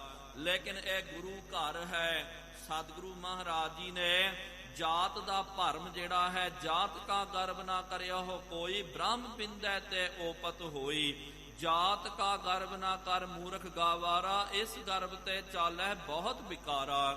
ਸਤਿਗੁਰੂ ਮਹਾਰਾਜ ਜੀ ਨੇ ਜਾਤ ਪਾਤ ਦਾ ਗਰਬ ਜਿਹੜਾ ਖਤਮ ਕਰ ਦਿੱਤਾ। ਇਹ ਵੰਡੀਆਂ ਜੋ ਪਈਆਂ ਹੋਈਆਂ ਸੀ, ਤਰੇੜਾਂ ਪਈਆਂ, ਉਹਨੂੰ ਮੁਕਾ ਦਿੱਤਾ। ਗੁਰੂ ਘਰ ਦੇ ਵਿੱਚ ਸੰਗਤਾਂ, ਕੋਈ ਸ਼ੂਦਰ ਆਇਆ, ਕੋਈ ਮੁਸਲਮਾਨ, ਕੋਈ ਹਿੰਦੂ ਬੈਠ ਕਰਕੇ, ਕੋਈ ਬਾਹਮਣ ਬੈਠ ਕਰਕੇ ਜਸ ਕਰ ਰਿਹਾ। ਪਰਮ ਗਿਆਨ ਕਨ ਲਖਮਨ ਮਾਹੀ, ਸਾਰੇ ਮਨ ਵਿੱਚ ਜਾਣਦੇ ਕਿ ਭਾਈ ਮਹਾਰਾਜ ਜੀ ਤੋਂ ਸਾਨੂੰ ਪਰਮ ਗਿਆਨ ਦੀ ਪ੍ਰਾਪਤੀ ਹੋ ਰਹੀ ਹੈ। ਸੇਵਹਿ ਚਰਨ ਸ਼ਬਦ ਅਵਗਾਹੀ, ਮਹਾਰਾਜ ਜੀ ਦੇ ਚਰਨਾਂ ਦੀ ਸੇਵਾ ਕਰਦੇ ਹਨ ਤੇ ਸ਼ਬਦ ਦੀ ਅਵਗਾਹੀ, ਸ਼ਬਦ ਦੀ ਅਗਵਾਹੀ ਕਰਦੇ, ਭਾਵ ਕੇ ਸ਼ਬਦ ਨੂੰ ਸਰਵਣ ਕਰਦੇ, ਮੰਨਣ ਕਰਦੇ। ਸੁਨਹਿ ਬਚਨ ਬੈਠੇ ਚਹੁ ਊਰੀ, ਸਤਿਗੁਰੂ ਮਹਾਰਾਜ ਜੀ ਦਾ ਬਚਨ ਸੁਣਦੇ ਹਨ ਚੌਪਾਸੀ ਘੇਰਾ ਪਾ ਕਰਕੇ। ਸਤਿਗੁਰੂ ਮਹਾਰਾਜ ਪਿੱਪਲ ਦੇ ਹੇਠ ਬੈਠ ਕਰਕੇ ਉਪਦੇਸ਼ ਕਰਦੇ। ਦੇਖੋ ਕਿਹੋ ਜਿਹਾ ਨਜ਼ਾਰਾ ਹੋਵੇਗਾ, ਐਨ ਖੁੱਲਾ ਵਾਤਾਵਰਣ ਹੈ, ਪ੍ਰਕਿਰਤੀ ਦੇ ਵਿੱਚ ਬੈਠ ਕਰਕੇ ਮਹਾਰਾਜ ਉਪਦੇਸ਼ ਦਿੰਦੇ। ਆਸ-ਪਾਸ ਸਤਿਗੁਰੂ, ਕਿਉਂਕਿ ਉਹਨਾਂ ਜ਼ਮਾਨਿਆਂ ਦੇ ਵਿੱਚ ਪਿਆਰਿਓ ਇਹ ਮਾਈਕ ਦਾ, ਇਹ ਲਾਊਡ ਸਪੀਕਰ ਦਾ ਕੋਈ ਪ੍ਰਬੰਧ ਨਹੀਂ ਸੀ। ਲਾਗੇ ਹਨ ਮਹਾਰਾਜ ਜੀ ਦਾ ਉਪਦੇਸ਼ ਸੁਣਦੇ। ਧੰਨ ਧੰਨ ਭਨਹੀ ਕਰ ਜੋਰੀ, ਸਾਰੇ ਫਿਰ ਕਹਿੰਦੇ ਹਨ ਧੰਨ ਗੁਰ ਨਾਨਕ ਦੇਵ ਜੀ ਮਹਾਰਾਜ। ਆਪਾਂ ਵੀ ਪਿਆਰਿਓ ਹਾਜ਼ਰੀ ਲਵਾਈਏ। ਧੰਨ ਗੁਰ ਨਾਨਕ ਦੇਵ ਜੀ ਮਹਾਰਾਜ, ਧੰਨ ਧੰਨ ਗੁਰ ਨਾਨਕ ਦੇਵ ਜੀ ਮਹਾਰਾਜ। ਸਤਿਗੁਰ ਬੀਚ ਬਿਰਾਜਹਿ ਐਸੇ, ਸਤਿਗੁਰੂ ਮਹਾਰਾਜ ਸਿੱਖਾਂ ਦੇ ਵਿਚਕਾਰ ਇੰਜ ਬਿਰਾਜਮਾਨ ਹਨ। ਉਡਗਨ ਬਿਖੈ ਚੰਦਰਮਾ ਜੈਸੇ, ਜਿਸ ਤਰ੍ਹਾਂ ਰਾਤਰੀ ਨੂੰ ਜਿਹੜੇ ਉਡਗਨ ਹੁੰਦੇ ਤਾਰਿਆਂ ਦੇ ਵਿੱਚ ਚੰਦਰਮਾ ਸੁਸ਼ੋਭਿਤ ਹੁੰਦਾ। ਸਭਨ ਕੋ ਉਪਦੇਸ਼ ਬਤਾਵਾ, ਸਤਿਗੁਰੂ ਮਹਾਰਾਜ ਖੱਤਰੀ ਬ੍ਰਾਹਮਣ ਸ਼ੂਦਰ ਵੈਸ਼ ਉਪਦੇਸ਼ ਚਾਹੁ ਵਰਨਾ ਕੋ ਸਾਂਝਾ, ਸਾਰਿਆਂ ਨੂੰ ਸਾਂਝਾ ਉਪਦੇਸ਼ ਦਿੰਦੇ। ਸੁਨਹੁ ਸਿੱਖ ਮਾਨੁਖ ਤਨ ਪਾਵਾ, ਸਤਿਗੁਰੂ ਮਹਾਰਾਜ ਜੀ ਨੇ ਬਚਨ ਕੀਤਾ, ਇਹ ਮਹਾਰਾਜ ਜੀ ਹੁਣ ਉਪਦੇਸ਼ ਦੇ ਰਹੇ ਹਨ। ਸਿੱਖਾਂ ਨੂੰ ਕਹਿੰਦੇ, ਸਿੱਖੋ ਇਹ ਮਨੁੱਖਾ ਦੇਹੀ ਦੀ ਜੇ ਤੁਹਾਨੂੰ ਪ੍ਰਾਪਤੀ ਹੋਈ ਹੈ, ਦੁਰਲਭ ਹੈ ਅਮੋਲ ਪਦਾਰਥ, ਆ ਜਿਹੜਾ ਸਭ ਤੋਂ ਅਮੋਲਕ ਤੇ ਸਭ ਤੋਂ ਜ਼ਿਆਦਾ ਦੁਰਲਭ ਹੈ ਮਨੁੱਖਾ ਦੇਹੀ। ਭਾਈ ਪ੍ਰਾਪਤ ਮਾਨੁਖ ਦੇਹੁਰੀਆ, ਗੋਬਿੰਦ ਮਿਲਣ ਕੀ ਇਹ ਤੇਰੀ ਬਰੀਆ। ਕਬੀਰ ਸਾਹਿਬ ਜੀ ਦਾ ਵੀ ਪਿਆਰਿਓ ਆਪਾਂ ਬਚਨ ਪੜ੍ਹਦੇ ਆ। ਕਬੀਰ ਸਾਹਿਬ ਵੀ ਕਹਿੰਦੇ ਹਨ, ਇਹ ਤੇਰਾ ਅਵਸਰ, ਇਹ ਤੇਰੀ ਬਾਰ, ਘਾਟ ਭੀਤਰ ਤੂੰ ਦੇਖ ਵਿਚਾਰ। ਤੇ ਆਈ ਤੈਨੂੰ ਅਵਸਰ ਦੀ ਪ੍ਰਾਪਤੀ ਹੋਈ ਹੈ, ਇਹ ਤੈਨੂੰ ਬਾਰੀ ਪ੍ਰਾਪਤ ਹੋਈ ਹੈ, ਤੂੰ ਚੰਗੀ ਤਰ੍ਹਾਂ ਇਹਦੀ ਵਿਚਾਰ ਕਰਨਾ ਕਰ। ਨਿਜ ਸਰੂਪ ਲਖ ਕਰਹੁ ਸਕਾਰਥ, ਸਤਿਗੁਰੂ ਜੀ ਕਹਿਣ ਲੱਗੇ, ਆਪਣਾ ਨਿਜ ਸਰੂਪ ਜਾਣ ਕਰਕੇ ਇਸ ਮਨੁੱਖਾ ਦੇਹੀ ਨੂੰ ਤੁਸੀਂ ਸਕਾਰਥ ਕਰਨਾ ਕਰੋ। ਵਿਸ਼ਯਨ ਸੁਖ ਸਭ ਜੋਨਨ ਮਾਹੀ, ਆ ਜੋ ਵਿਸ਼ਿਆਂ ਦਾ ਸੁਖ, ਜਿਹੜਾ ਵਿਕਾਰਾਂ ਦਾ ਸੁਖ, ਸਾਰੀਆਂ ਯੋਨੀਆਂ ਦੇ ਵਿੱਚ ਇੱਕ ਵਿਚਾਰ ਨਰ ਤਨ ਬਿਨ ਨਾਹੀ, ਇੱਕ ਜਿਹੜਾ ਹੈ ਮਨੁੱਖਾ ਤਨ ਤੋਂ ਬਗੈਰ ਉਹਨਾਂ ਨੂੰ ਪਿਆਰਿਓ ਕੋਈ ਇਹਦੀ ਵਿਚਾਰ ਨਹੀਂ ਹੁੰਦੀ ਹੈ, ਕੋਈ ਇਹ ਵਿਚਾਰ ਹੀ ਨਹੀਂ ਕਰਦਾ। ਸਿਰਫ ਬੰਦਾ ਜਿਹੜਾ ਨਾ ਉਹੀ ਵਿਸ਼ਿਆਂ ਦਾ ਆਨੰਦ ਪ੍ਰਾਪਤ ਕਰਦਾ ਹੈ, ਉਹੀ ਪਿਆਰਿਓ ਵਿਸ਼ੇ ਦਾ ਜਿਹੜਾ ਸੁਖ ਭੋਗਦਾ। ਦੇਖੋ ਆਪ ਜੀ, ਆਪਾਂ ਜਿਸ ਤਰ੍ਹਾਂ ਕਿ ਟੀਵੀ ਆਦਿਕ ਵੇਖਦੇ ਆ ਤੇ ਚਲਚਿੱਤਰ ਆਦਿਕ ਬਹੁਤ ਜ਼ਿਆਦਾ ਵੇਖਦੇ ਆ। ਕਦੇ ਵੇਖਿਆ ਜੀ ਕੁੱਤਾ ਜਾਂ ਬਿੱਲਾ ਜਿਹੜਾ ਖੋਤਾ ਸ਼ੇਰ ਆਦਿਕ ਉਹ ਟੀਵੀ ਵੇਖ ਰਿਹਾ ਹੋਵੇ, ਉਹਨੂੰ ਮਜ਼ਾ ਆ ਰਿਹਾ ਹੋਵੇ? ਕਦੇ ਆਪ ਜੀ ਨੇ ਵੇਖਿਆ ਕਿ ਖੋਤੇ ਨੇ ਵਾਕਮੈਨ ਲਾ ਕਰਕੇ ਜਾਂ ਐਨ ਅੱਜ ਕੱਲ ਉਹ ਬਹੁਤ ਡੀਜੇ ਆਦਿਕ ਵੱਜਦੇ, ਉਹ ਲਾ ਕਰਕੇ ਸੁਣਦਾ ਹੋਵੇ? ਉਹਨੂੰ ਪਤਾ ਹੀ ਨਹੀਂ ਹੈ, ਉਹਨੂੰ ਲੱਗਦਾ ਪਤਾ ਨਹੀਂ ਕੀ ਰੌਲਾ ਪਾ ਰਿਹਾ। ਸੁਣਾਈ ਤਾਂ ਉਹਨੂੰ ਵੀ ਦਿੰਦਾ, ਲੇਕਿਨ ਉਹਨੂੰ ਉਹਦਾ ਰਸ ਨਹੀਂ ਹੈ। ਆਪਾਂ ਨੂੰ ਦੇਖੋ ਆਮ ਕਰਕੇ ਜਿਹੜੇ ਜਾਨਵਰ ਹੁੰਦੇ ਹਨ ਤੇ ਜਿਹੜੇ ਘਾਹ ਆਦਿਕ ਛਕਣ ਵਾਲੇ, ਉਹ ਕੀ ਕਰਦੇ, ਜੋ ਹਰਿਆਲੀ ਘਾਹ ਮਿਲ ਗਿਆ ਉਹਨਾਂ ਦਾ ਕੰਮ ਹੁੰਦਾ ਡੱਕੀ ਜਾਣਾ, ਭਾਈ ਪੇਟ ਭਰਨਾ। ਲੇਕਿਨ ਇਨਸਾਨ ਜਿਹੜਾ ਨਾ ਪਿਆਰਿਓ, ਇਹ ਇਨਸਾਨ ਪੇਟ ਭਰਨ ਦੇ ਵਾਸਤੇ ਨਹੀਂ ਖਾਂਦਾ, ਜ਼ਿਆਦਾ ਕਰਕੇ ਤਾਂ ਇਹ ਸਵਾਦ ਵਾਸਤੇ ਖਾਂਦਾ। ਕਦੇ ਆਪਨੇ ਵੇਖਿਆ ਕਿ ਆ ਖੋਤਾ ਬੜਾ ਮੋਟਾ ਹੋ ਗਿਆ? ਹਾਂ, ਕਈ ਵਾਰੀ ਖੋਤੇ ਪਤਲੇ ਹੋ ਜਾਂਦੇ, ਸ਼ੇਰ ਜਿਹੜਾ ਕਈ ਵਾਰੀ ਖਾਣ ਨੂੰ ਨਾ ਮਿਲੇ ਪਤਲੇ ਜ਼ਰੂਰ ਹੋ ਜਾਂਦੇ, ਲੇਕਿਨ ਇਹ ਇੰਨਾ ਭਾਰਾ ਥੋੜੀ ਹੋ ਜਾਂਦਾ। ਲੇਕਿਨ ਬੰਦੇ ਨੂੰ ਵੇਖੋ ਆਪ ਕੋਈ ਬੰਦਾ ਹੁੰਦਾ, ਲੇਕਿਨ ਛਕ ਕਰਕੇ ਅੰਨ ਪਾਣੀ ਚੱਕ ਕਰਕੇ ਐ ਤਗੜਾ ਫਿਟਿਆ ਹੋਇਆ ਹੁੰਦਾ, ਗੁਬਾਰੇ ਵਾਂਗੂ ਫੂਲ ਜਾਂਦਾ। ਕੀ ਮਤਲਬ ਹੈ? ਕਿਉਂਕਿ ਇਨਸਾਨ ਪੇਟ ਭਰਨ ਵਾਸਤੇ ਨਹੀਂ, ਸਵਾਦ ਲੈਂਦਾ ਹੈ। ਆਪਾਂ ਰਸਨਾ ਦਾ ਸਵਾਦ ਲੈਂਦੇ ਆ, ਆਪਾਂ ਸਰੋਤ ਦਾ ਸਵਾਦ ਲੈਂਦੇ ਆ, ਕੰਨਾਂ ਦਾ ਸਵਾਦ ਲੈਂਦੇ ਆ ਕਿ ਚੰਗਾ ਸਾਨੂੰ ਮਿਊਜ਼ਿਕ ਜਿਹੜਾ ਹੈ ਜਾਂ ਚੰਗੀ ਧੁਨੀ ਜਿਹੜੀ ਹੈ ਸਾਨੂੰ ਸਰਵਣ ਹੋਵੇ, ਚੰਗੇ ਨਜ਼ਾਰੇ ਆਪਾਂ ਤੱਕਣ, ਔਰ ਜਿਹੜੀ ਹੈ ਰਸਨਾ ਵੀ ਆਪਾਂ ਲੋਛੂ ਕਰਦੀ ਹੈ ਕਿ ਵਧੀਆ ਪਦਾਰਥ ਮੈਨੂੰ ਪ੍ਰਾਪਤ ਹੋਵੇ। ਤੇ ਨਾਲ ਪਿਆਰਿਓ ਜਿਹੜਾ ਆਪਾਂ ਭੋਗ ਵਿਸ਼ੇ ਭੋਗ ਭੋਗਦੇ ਆ, ਜਾਨਵਰਾਂ ਨੂੰ ਪਿਆਰਿਓ ਇਹਦਾ ਕੋਈ ਪਤਾ ਨਹੀਂ ਹੈ। ਇੱਕ ਉਹਨਾਂ ਦੀ ਰੁੱਤ ਆਉਂਦੀ ਹੈ ਸਾਲ ਦੇ ਪਿੱਛੇ, ਸਿਰਫ ਸੰਤਤੀ ਨਿਰਮਾਣ ਦੇ ਵਾਸਤੇ, ਅਗਲੀ ਪੀੜ੍ਹੀ ਦਾ ਜਨਮ ਦੇਣ ਵਾਸਤੇ ਉਹ ਵਿਸ਼ੇ ਨੂੰ ਭੋਗਦੇ ਹਨ। ਆਪਾਂ ਹਰ ਚੀਜ਼ ਦੇ ਵਿੱਚ ਬੰਦਾ ਕਿਉਂਕਿ ਦਿਮਾਗ ਵਾਲਾ ਹੈ, ਹਰ ਚੀਜ਼ ਦਾ ਬੰਦੇ ਨੇ ਉਹ ਰਸ ਲੈਣਾ ਕੀਤਾ। ਉਹਨਾਂ ਨੂੰ ਪਿਆਰਿਓ ਕੋਈ ਪਦਾਰਥਾਂ ਦਾ ਰਸ ਹੀ ਨਹੀਂ ਹੁੰਦਾ, ਸਿਰਫ ਉਹ ਆਪਣੀ ਪ੍ਰਕਿਰਤੀ ਦੇ ਅਨੁਸਾਰ ਜੀਵਤ ਰਹਿੰਦੇ। ਲੇਕਿਨ ਬੰਦਾ ਜਿਹੜਾ ਹਰ ਇੰਦਰੀਆਂ ਦਾ ਜਿਹੜਾ ਉਹ ਸਵਾਦ ਭੋਗਦਾ। ਉਰਮਹਿ ਇਸ ਬਿਦ ਕਰੋ ਵਿਚਾਰਨ। ਸਤਿਗੁਰੂ ਜੀ ਕਹਿਣ ਲੱਗੇ ਆਪਣੇ ਮਨ ਦੇ ਵਿੱਚ ਭਾਈ ਇਹਦੀ ਤੁਸੀਂ ਵਿਚਾਰ ਕਰਨਾ ਕਰੋ। ਕੋ ਮੈਂ ਹਾਂ ਕੋ ਜਗ ਕੋ ਕਾਰਨ। ਸਤਿਗੁਰੂ ਮਹਾਰਾਜ ਜੀ ਨੇ ਇਹ ਜੋ ਬਚਨ ਕੀਤਾ ਨਾ, ਇਹ ਪਿਆਰਿਓ ਵੱਡੇ ਵੱਡੇ ਯੋਗੀ ਲੋਕ ਅੱਜ ਵੀ ਜਿਹੜੇ ਹਨ ਧਿਆਨ ਦੀ ਜੋ ਪद्धਤੀ ਦੱਸਦੇ ਹਨ, ਧਿਆਨ ਦੀ ਸਾਧਨਾ ਕਰਾਉਂਦੇ ਹਨ, ਉਹ ਕਹਿੰਦੇ ਕਿ ਭਾਈ ਅੱਖਾਂ ਨੂੰ ਬੰਦ ਕਰਕੇ ਮਨ ਵਿੱਚ ਵਿਚਾਰ ਕਰੀ ਜਾਓ ਮੈਂ ਕੌਣ ਹਾਂ। ਉਹ ਧਿਆਨ ਦਾ ਨਾਮ ਹੀ ਆਪਨੇ ਕਈ ਵਾਰੀ ਜਿਨ੍ਹਾਂ ਨੇ ਪੜਿਆ ਜਾਂ ਯੋਗ ਆਦਿਕ ਕੀਤਾ ਹੋਵੇਗਾ, ਸੁਣਿਆ ਹੋਵੇਗਾ, ਇਹ ਬਹੁਤ ਵੱਡਾ ਧਿਆਨ ਹੈ। ਕਿਉਂਕਿ ਕਈ ਵਾਰੀ ਤਾਂ ਕਈ ਕਹਿੰਦੇ ਕਿ ਭਾਈ ਅੱਖਾਂ ਨੂੰ ਬੰਦ ਕਰਕੇ ਉੱਚੀ ਉੱਚੀ ਬੋਲੀ ਜਾਓ, ਉਚਾਰਨ ਵੀ ਕਰੀ ਜਾਓ ਕਿ ਮੈਂ ਕੌਣ ਹਾਂ, ਮੈਂ ਕੌਣ ਹਾਂ ਕਰਕੇ। ਫਿਰ ਖੁਦ ਬ ਖੁਦ ਤੁਹਾਨੂੰ ਫਿਰ ਪਤਾ ਲੱਗੇਗਾ ਕਿ ਭਾਈ ਮੈਂ ਕੀ ਹਾਂ, ਮੈਂ ਸਰੀਰ ਨਹੀਂ ਹਾਂ। ਇਹ ਬਹੁਤ ਵੱਡਾ ਧਿਆਨ ਹੈ। ਕਿਉਂਕਿ ਕਈ ਵਾਰੀ ਕੋਈ ਬੋਲ ਕਰਕੇ ਜਾਂ ਬੋਲ ਕੇ ਨਹੀਂ, ਤਾਂ ਵੀ ਅੱਖਾਂ ਨੂੰ ਬੰਦ ਕਰਕੇ ਇੱਕ ਮਨ ਵਿੱਚ ਵਿਚਾਰ ਪੈਦਾ ਕਰੋ ਕਿ ਭਾਈ ਮੈਂ ਕੌਣ ਹਾਂ, ਮੈਂ ਕੌਣ ਹਾਂ, ਮੇਰੀ ਕੀ ਹਸਤੀ ਹੈ, ਮੇਰਾ ਰੂਪ ਕੀ ਹੈ, ਮੈਂ ਕੀ ਹਾਂ ਕਰਕੇ।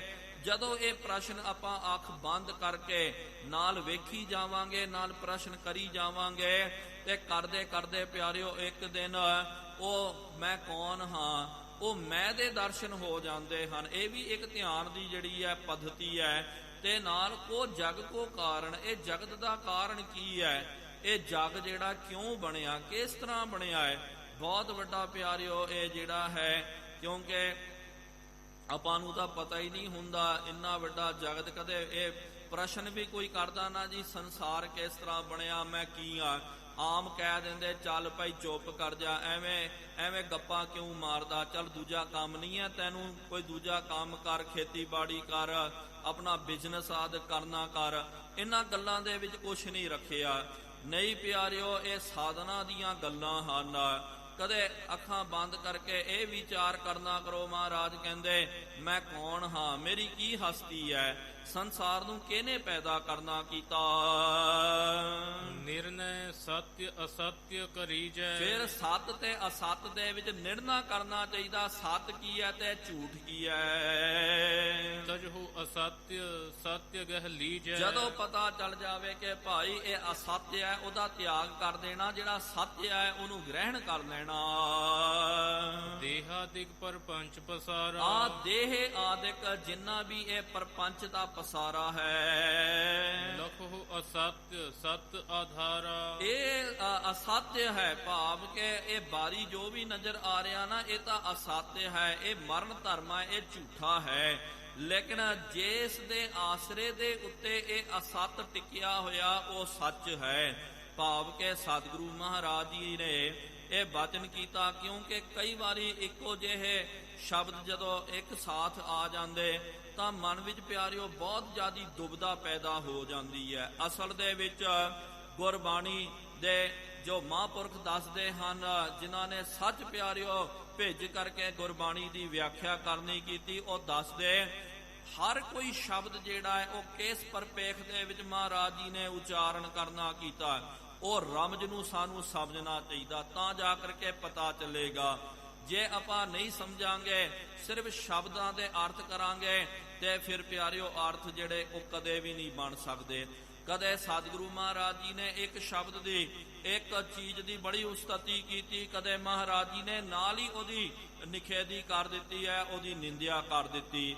ਇਸ ਤਰ੍ਹਾਂ ਗੁਰਬਾਣੀ ਦੇ ਵਿੱਚ ਸੰਤ ਸ਼ਬਦ ਜਿਹੜਾ ਆਉਂਦਾ ਨਾ, ਤੇ ਸੰਤ ਸ਼ਬਦ ਦੀ ਕਈ ਵਾਰੀ ਮਹਾਰਾਜ ਜੀ ਨੇ ਇੰਨੀ ਜ਼ਿਆਦੀ ਮਹਿਮਾ ਕੀਤੀ ਹੈ। ਸੰਤ ਅਨੰਤ ਹੈ ਅੰਤਰ ਨਾਹੀ, ਕਿਨਾਂ ਦੀ ਕੀਤੀ? ਜਿਹੜੇ ਨਾਮ ਧਰੀ ਕਨ ਝੂਠੇ ਹਨ, ਤੇ ਵਡਿਆਈ ਜਿਹੜੇ ਸੱਚੇ ਉਹਨਾਂ ਦੀ ਕੀਤੀ ਹੈ। ਆਸਾ ਦੀ ਵਾਰ ਦੀ ਬਾਣੀ ਆਪਾਂ ਪੜ੍ਹਦੇ ਹਾਂ, ਮਹਾਰਾਜ ਜੀ ਨੇ ਕਦੇ ਕਿਹਾ, ਕੂੜ ਰਾਜਾ ਕੂੜ ਪਰਜਾ ਕੂੜ ਸਭ ਸੰਸਾਰ, ਕੂੜ ਮੀਆਂ ਕੂੜ ਮਾੜੀ ਕੂੜ ਬੈਸਨਹਾਰ, ਕੂੜ ਸੋਇਨਾ ਕੂੜ ਰੋਪਾ ਖੱਪ ਹੋਏ ਖਾਰ, ਕਿਸ ਨਾਲ ਕੀਚੈ ਦੋਸਤੀ ਸਭ ਜਗ ਚੱਲਣ ਹਾਰ। ਮਹਾਰਾਜ ਜੀ ਨੇ ਕਹਿ ਦਿੱਤਾ ਸਭ ਕੂੜ ਹੈ, ਸਭ ਝੂਠ ਹੈ, ਇਹ ਵੀ ਝੂਠ ਉਹ ਵੀ ਝੂਠ। ਫਿਰ ਸਤਿਗੁਰੂ ਮਹਾਰਾਜ ਕਹਿੰਦੇ, ਇਹ ਜਗ ਸੱਚੇ ਕੀ ਹੈ ਕੋਠੜੀ, ਸੱਚੇ ਕਾ ਵਿੱਚ ਵਾਸ, ਇਕ ਨਾ ਹੁਕਮ ਸਮਾਇ ਲੈ ਇਕ ਨਾ ਹੁਕਮੇ ਕਰੇ ਵਿਨਾਸ਼। ਤੇ ਇਹ ਤਾਂ ਅਸ਼ੰਭੇ ਵਾਲੀ ਗੱਲ ਹੋ ਗਈ ਹੈ। ਕਦੇ ਮਹਾਰਾਜ ਕਹਿੰਦੇ ਜੀ ਇਹ ਸਭ ਝੂਠ ਹੈ, ਤੇ ਕਦੇ ਕਹਿੰਦੇ ਇਹ ਜਗ ਸੱਚੇ ਕੀ ਹੈ ਕੋਠੜੀ, ਸਾਚੇ ਕਾ ਵਿੱਚ ਵਾਸ।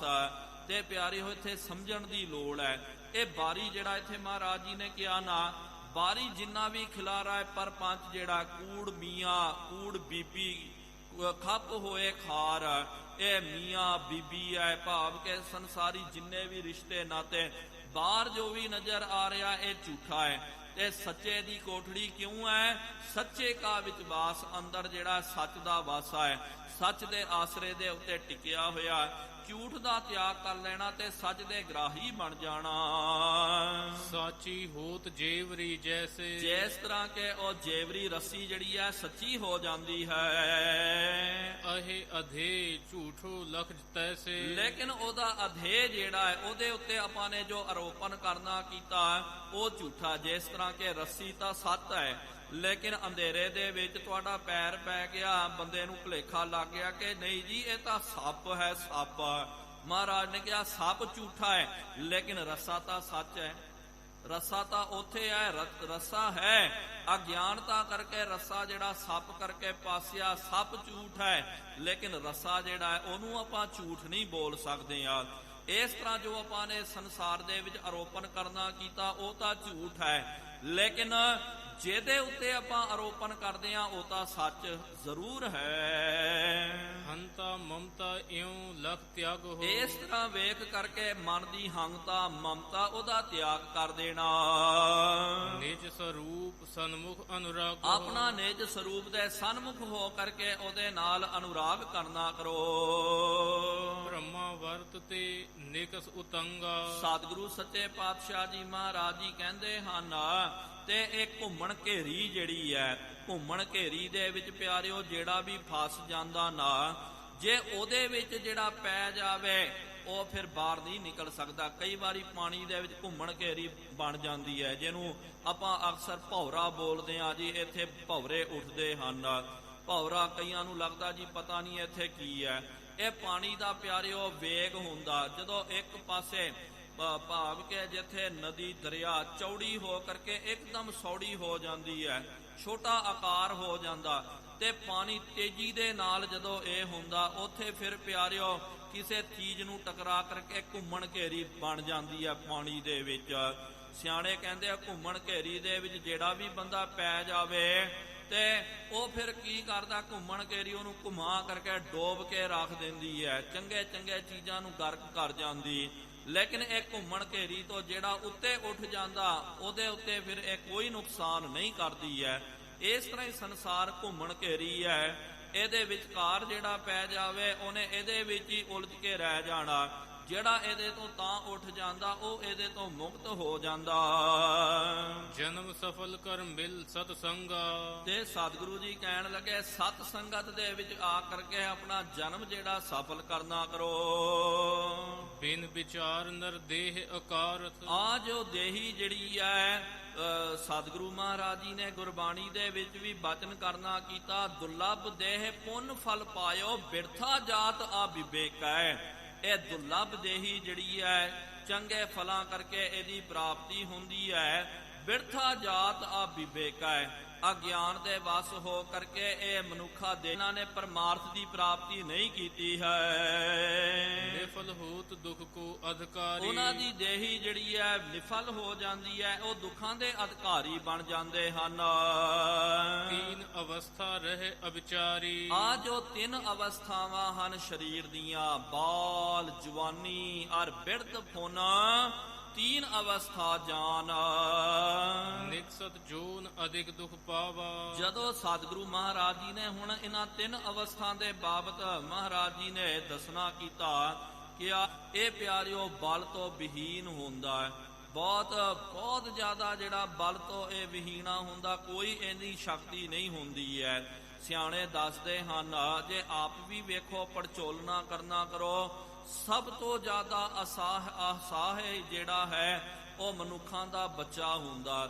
ਇੱਕ ਬੱਚੇ ਨੂੰ ਆਪਣੇ ਪੈਰਾਂ ਦੇ ਉੱਤੇ ਖੜਨ ਵਾਸਤੇ ਭਾਵ ਕੇ ਪੂਰੀ ਜ਼ਿੰਮੇਦਾਰੀ ਨੂੰ ਸਾਂਭਣ ਦੇ ਵਾਸਤੇ ਉਹਨੂੰ ਘੱਟ ਤੋਂ ਘੱਟ 20 ਤੋਂ 25 ਸਾਲ ਲੱਗ ਜਾਂਦੇ। ਇਹਦੇ ਵਿੱਚ ਉਹ ਪੜ੍ਹਾਈ ਲਿਖਾਈ ਕਰਦਾ, ਮਿਹਨਤ ਮਸ਼ੱਕਤ ਕਰਦਾ, ਸਭ ਕਰਕੇ ਪੈਸੇ ਕਮਾਉਣ ਦਾ ਜੋਗਾ ਉਹ ਬਣ ਜਾਂਦਾ। ਫਿਰ ਆਪਾਂ ਕਹਿੰਦੇ ਜੀ ਆ ਬੱਚਾ ਆਪਣੇ ਪੈਰਾਂ ਤੇ ਖੜ ਗਿਆ। ਆਪਾਂ ਬੋਲਦੇ ਨਾ ਜਿਹੜਾ ਬੱਚਾ ਮਿਹਨਤ ਮਸ਼ੱਕਤ ਕਰਦਾ, ਆਪਣੀ ਕਮਾਈ ਕਰਕੇ ਖਾਂਦਾ, ਤੇ ਫਿਰ ਆਪਾਂ ਕਹਿੰਦੇ ਜੀ ਆ ਆਪਣੇ ਪੈਰਾਂ ਤੇ ਖੜ ਗਿਆ, ਇਹ ਪੂਰਾ ਹੁਣ ਜਿਹੜਾ ਕਾਇਮ ਦਾਇਮ ਹੋ ਗਿਆ, ਸਫਲ ਹੋ ਗਿਆ ਕਰਕੇ। ਲੇਕਿਨ ਪਿਆਰਿਓ ਬੱਚਾ ਆਪ ਦੀ ਵੇਖਣਾ ਕਰੋ, ਸਾਲ 2 ਸਾਲ ਤਾਂ 3 ਸਾਲ ਤੱਕ ਤਾਂ ਉਹਨੂੰ ਪਤਾ ਹੀ ਨਹੀਂ ਹੁੰਦਾ, ਮਲ ਮੂਤਰ ਦਾ ਵੀ ਪਤਾ ਨਹੀਂ ਹੁੰਦਾ, ਗੰਦਗੀ ਦੇ ਵਿੱਚ ਹੀ ਜਿਹੜਾ ਚੰਗਿਆਈ ਤੇ ਗੰਦਗੀ ਦੇ ਵਿੱਚੋਂ ਕੋਈ ਉਹਨੂੰ ਫਰਕ ਨਹੀਂ ਹੁੰਦਾ। ਤੇ ਫਿਰ 5-10 ਸਾਲ ਦਾ ਵੀ ਹੋਵੇ ਤਾਂ ਵੀ ਉਹਨੂੰ ਚੰਗੀ ਸੁਮਤ ਨਹੀਂ ਹੁੰਦੀ ਹੈ। ਆਮ ਆਪਾਂ ਅਕਸਰ ਦੂਜੇ ਜਾਨਵਰਾਂ ਦੇ ਬੱਚੇ ਕਈ ਵਾਰੀ ਵੇਖਣਾ ਕਰੋ, ਆ ਗਾਂ ਜਿਹੜੀ ਹੈ ਜਦੋਂ ਬੱਚਾ ਦਿੰਦੀ ਹੈ, ਜਦੋਂ ਵਛੇਰੇ ਦਾ ਜਨਮ ਹੁੰਦਾ ਉਸੇ ਵੇਲੇ ਹੋ ਕਰਕੇ ਅੱਧੇ ਘੰਟੇ ਦੇ ਵਿੱਚ ਉਹ ਖੜ ਜਾਂਦਾ ਤੇ ਮਾਂ ਦੇ ਨਾਲ ਤੁਰ ਪੈਂਦਾ। ਦੂਜੇ ਜਾਨਵਰ ਹਾਥੀ, ਸ਼ੇਰ ਆਦਿਕ ਸੱਪਾਂ ਦੇ ਜਿਹੜੇ ਬੱਚੇ ਤੇ ਸਪੋਲੇ, ਜਦੋਂ ਸਪੋਲੇ ਆਂਡਿਆਂ ਤੋਂ ਬਾਹਰ ਨਿਕਲਦੇ ਕੋਈ ਪਿਆਰਿਓ ਪਤਾ ਨਹੀਂ ਹੁੰਦਾ ਉਹਨਾਂ ਨੂੰ। ਜਦੋਂ ਆਂਡੇ ਤੋਂ ਬਾਹਰ ਨਿਕਲ ਗਏ ਉਹਨਾਂ ਨੂੰ ਆਪਣੀ ਮਾਤਾ ਦਾ ਪਿਤਾ ਦਾ ਵੀ ਪਤਾ ਨਹੀਂ ਹੁੰਦਾ, ਨਿਕਲ ਕਰਕੇ ਬਸ ਨਿਕਲ ਜਾਂਦੇ, ਸ਼ਿਕਾਰ ਕਰਨਾ ਸ਼ੁਰੂ ਕਰ ਦਿੰਦੇ, ਆਪਣੇ ਤਨ ਦਾ ਨਿਰਵਾਹ ਆਪ ਕਰਦੇ। ਆ ਨਿੱਕੇ ਨਿੱਕੇ ਆਪਾਂ ਪੰਛੀ ਵੇਖਦੇ ਆ, ਪੰਛੀ ਪਿਆਰਿਓ ਕ੍ਰਮ ਵਿਕਾਸ ਦੇ ਵਿੱਚ ਥੋੜੇ ਹੌਲੇ ਹਨ ਕਿਉਂਕਿ ਪਰ ਛੇਤੀ ਨਹੀਂ ਹੁੰਦੇ ਆਉਂਦੇ ਉਹਨਾਂ ਨੂੰ। ਫਿਰ ਵੀ ਜਿਹੜਾ ਇੱਕ ਪੰਛੀ ਜਿਹੜਾ ਤਕਰੀਬਨ 1 ਜਾਂ 1.5-2 ਮਹੀਨੇ ਦੇ ਵਿੱਚ ਉਹਨੂੰ ਖੰਭ ਲੱਗ ਜਾਂਦੇ। ਇੱਕ ਵਾਰੀ ਉਹਨੂੰ ਜਦੋਂ ਖੰਭ ਲੱਗ ਗਏ ਤੇ ਉਹੀ ਆਲਣੇ ਦੇ ਵਿੱਚੋਂ ਉਹਦੀ ਮਾਈ ਉਹਨੂੰ ਧੱਕਾ ਮਾਰ ਕਰਕੇ ਸੁੱਟ ਦਿੰਦੀ, ਉਹ ਖੰਭ ਲਾ ਕਰਕੇ ਉੱਡ ਜਾਂਦਾ। ਸਿਰਫ 2 ਮਹੀਨੇ ਦੇ ਵਿੱਚ ਹੀ ਆਪਣੇ ਪੈਰਾਂ ਤੇ ਖੜ ਗਏ।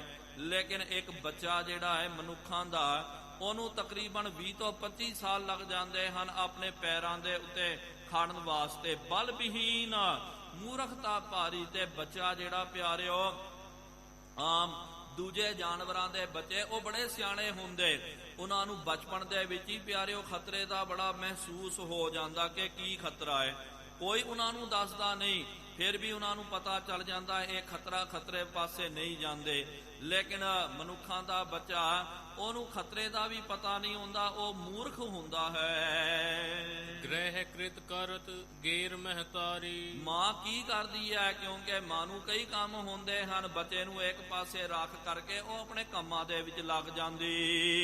ਦੋਹਰਾ ਬਾਲ ਅਵਸਥਾ ਕੇ ਵਿਖੇ ਏਤੇ ਹੋਤ ਵਿਕਾਰ, ਸਤਿਗੁਰੂ ਜੀ ਕਹਿਣ ਲੱਗੇ ਕਿ ਇਹ ਬਾਲ ਅਵਸਥਾ ਦੇ ਵਿੱਚ ਇੰਨੇ ਜ਼ਿਆਦੇ ਵਿਕਾਰ ਪੈਦਾ ਹੁੰਦੇ ਹਨ।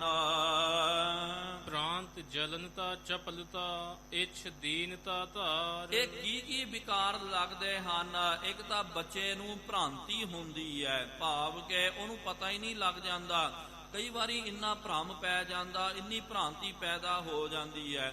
ਥੋੜਾ ਕੋ ਮਾਂ ਆਸੇ ਪਾਸੇ ਚੱਲ ਗਈ, ਬੱਚਾ ਭ੍ਰਾਂਤੀ ਦੇ ਵਿੱਚ ਪੈਦਾ ਲੱਗ ਜਾਂਦਾ, ਚੀਕਾਂ ਮਾਰਦਾ, ਰੌਲਾ ਪਾਉਂਦਾ।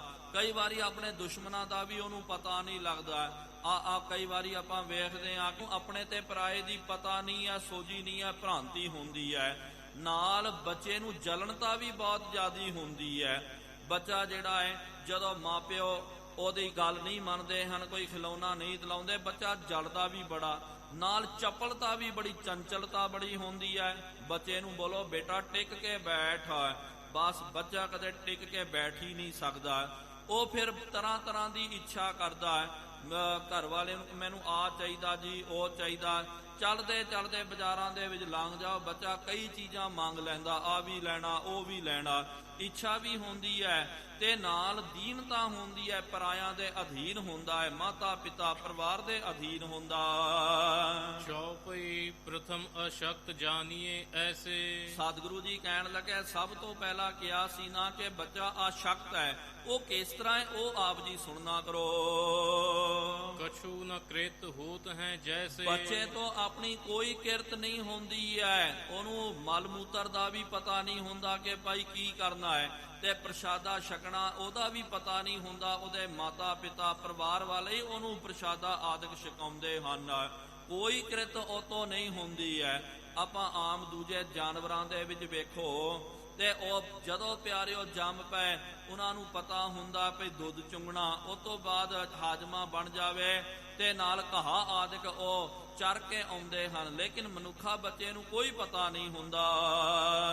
ਪੁਨ ਮੂਰਖ ਕਛ ਸਮਝ ਨਾ ਸਕੇ। ਫਿਰ ਮਹਾਰਾਜ ਜੀ ਨੇ ਕਿਹਾ ਬੱਚਾ ਮੂਰਖ ਹੈ। ਕਿਉਂ ਹੈ? ਕਿਉਂਕਿ ਉਹਨੂੰ ਕੋਈ ਸਮਝ ਨਹੀਂ ਹੁੰਦੀ ਹੈ, ਕੋਈ ਆਪਣੇ ਤੇ ਪਰਾਇਆਂ ਦਾ ਪਤਾ ਨਹੀਂ ਹੁੰਦਾ। ਭਰਮ ਭਰਿਓ ਅਨ ਅਨ ਕੋ ਤੱਕੇ। ਭਰਮ ਦੇ ਵਿੱਚ ਪੈ ਕਰਕੇ ਦੂਜੇ ਤੀਜੇ ਦੇ ਵੱਲ ਹੀ ਜਿਹੜਾ ਹੈ ਉਹ ਤੱਕਦਾ ਹੀ ਰਹਿੰਦਾ।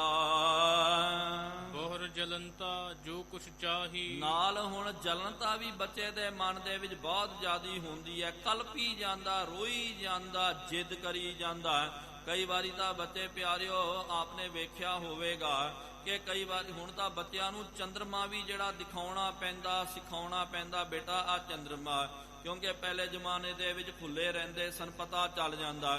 ਕਈ ਵਾਰੀ ਬੱਚੇ ਜਿੱਦ ਵੀ ਕਰਦੇ ਕਿ ਮੈਨੂੰ ਉਹ ਚੰਦਾ ਮਾਮਾ ਚਾਹੀਦਾ ਕਰਕੇ। ਇਸ ਤਰ੍ਹਾਂ ਉਹ ਨਿੱਕੀਆਂ ਨਿੱਕੀਆਂ ਜਿਹੜੀਆਂ ਹਨ ਮੰਗਾਂ ਕਰਦੇ ਹਨ। ਜਦੋਂ ਪੂਰੀ ਨਾ ਹੋਵੇ ਜਲਨਤਾ ਪੈਦਾ ਹੋ ਜਾਂਦੀ ਹੈ, ਬਹੁਤ ਜ਼ਿਆਦਾ ਰੌਲਾ ਪਾਉਂਦੇ। ਜਲਤ ਰਹਿਤ ਸੋ ਪਾਵਤ ਨਾਹੀ। ਉਹ ਜਲਦੇ ਰਹਿੰਦੇ, ਸੜਦੇ ਰਹਿੰਦੇ। ਹਰ ਚੀਜ਼, ਕੋਈ ਵੀ ਚੀਜ਼ ਦੇਖੋ, ਬੱਚਾ ਕਹਿੰਦਾ ਆ ਵੀ ਚਾਹੀਦਾ, ਉਹ ਵੀ ਚਾਹੀਦਾ, ਜੇ ਨਾ ਦਿਓ ਤੇ ਉਸੇ ਵੇਲੇ ਰੋ ਪੈਂਦਾ।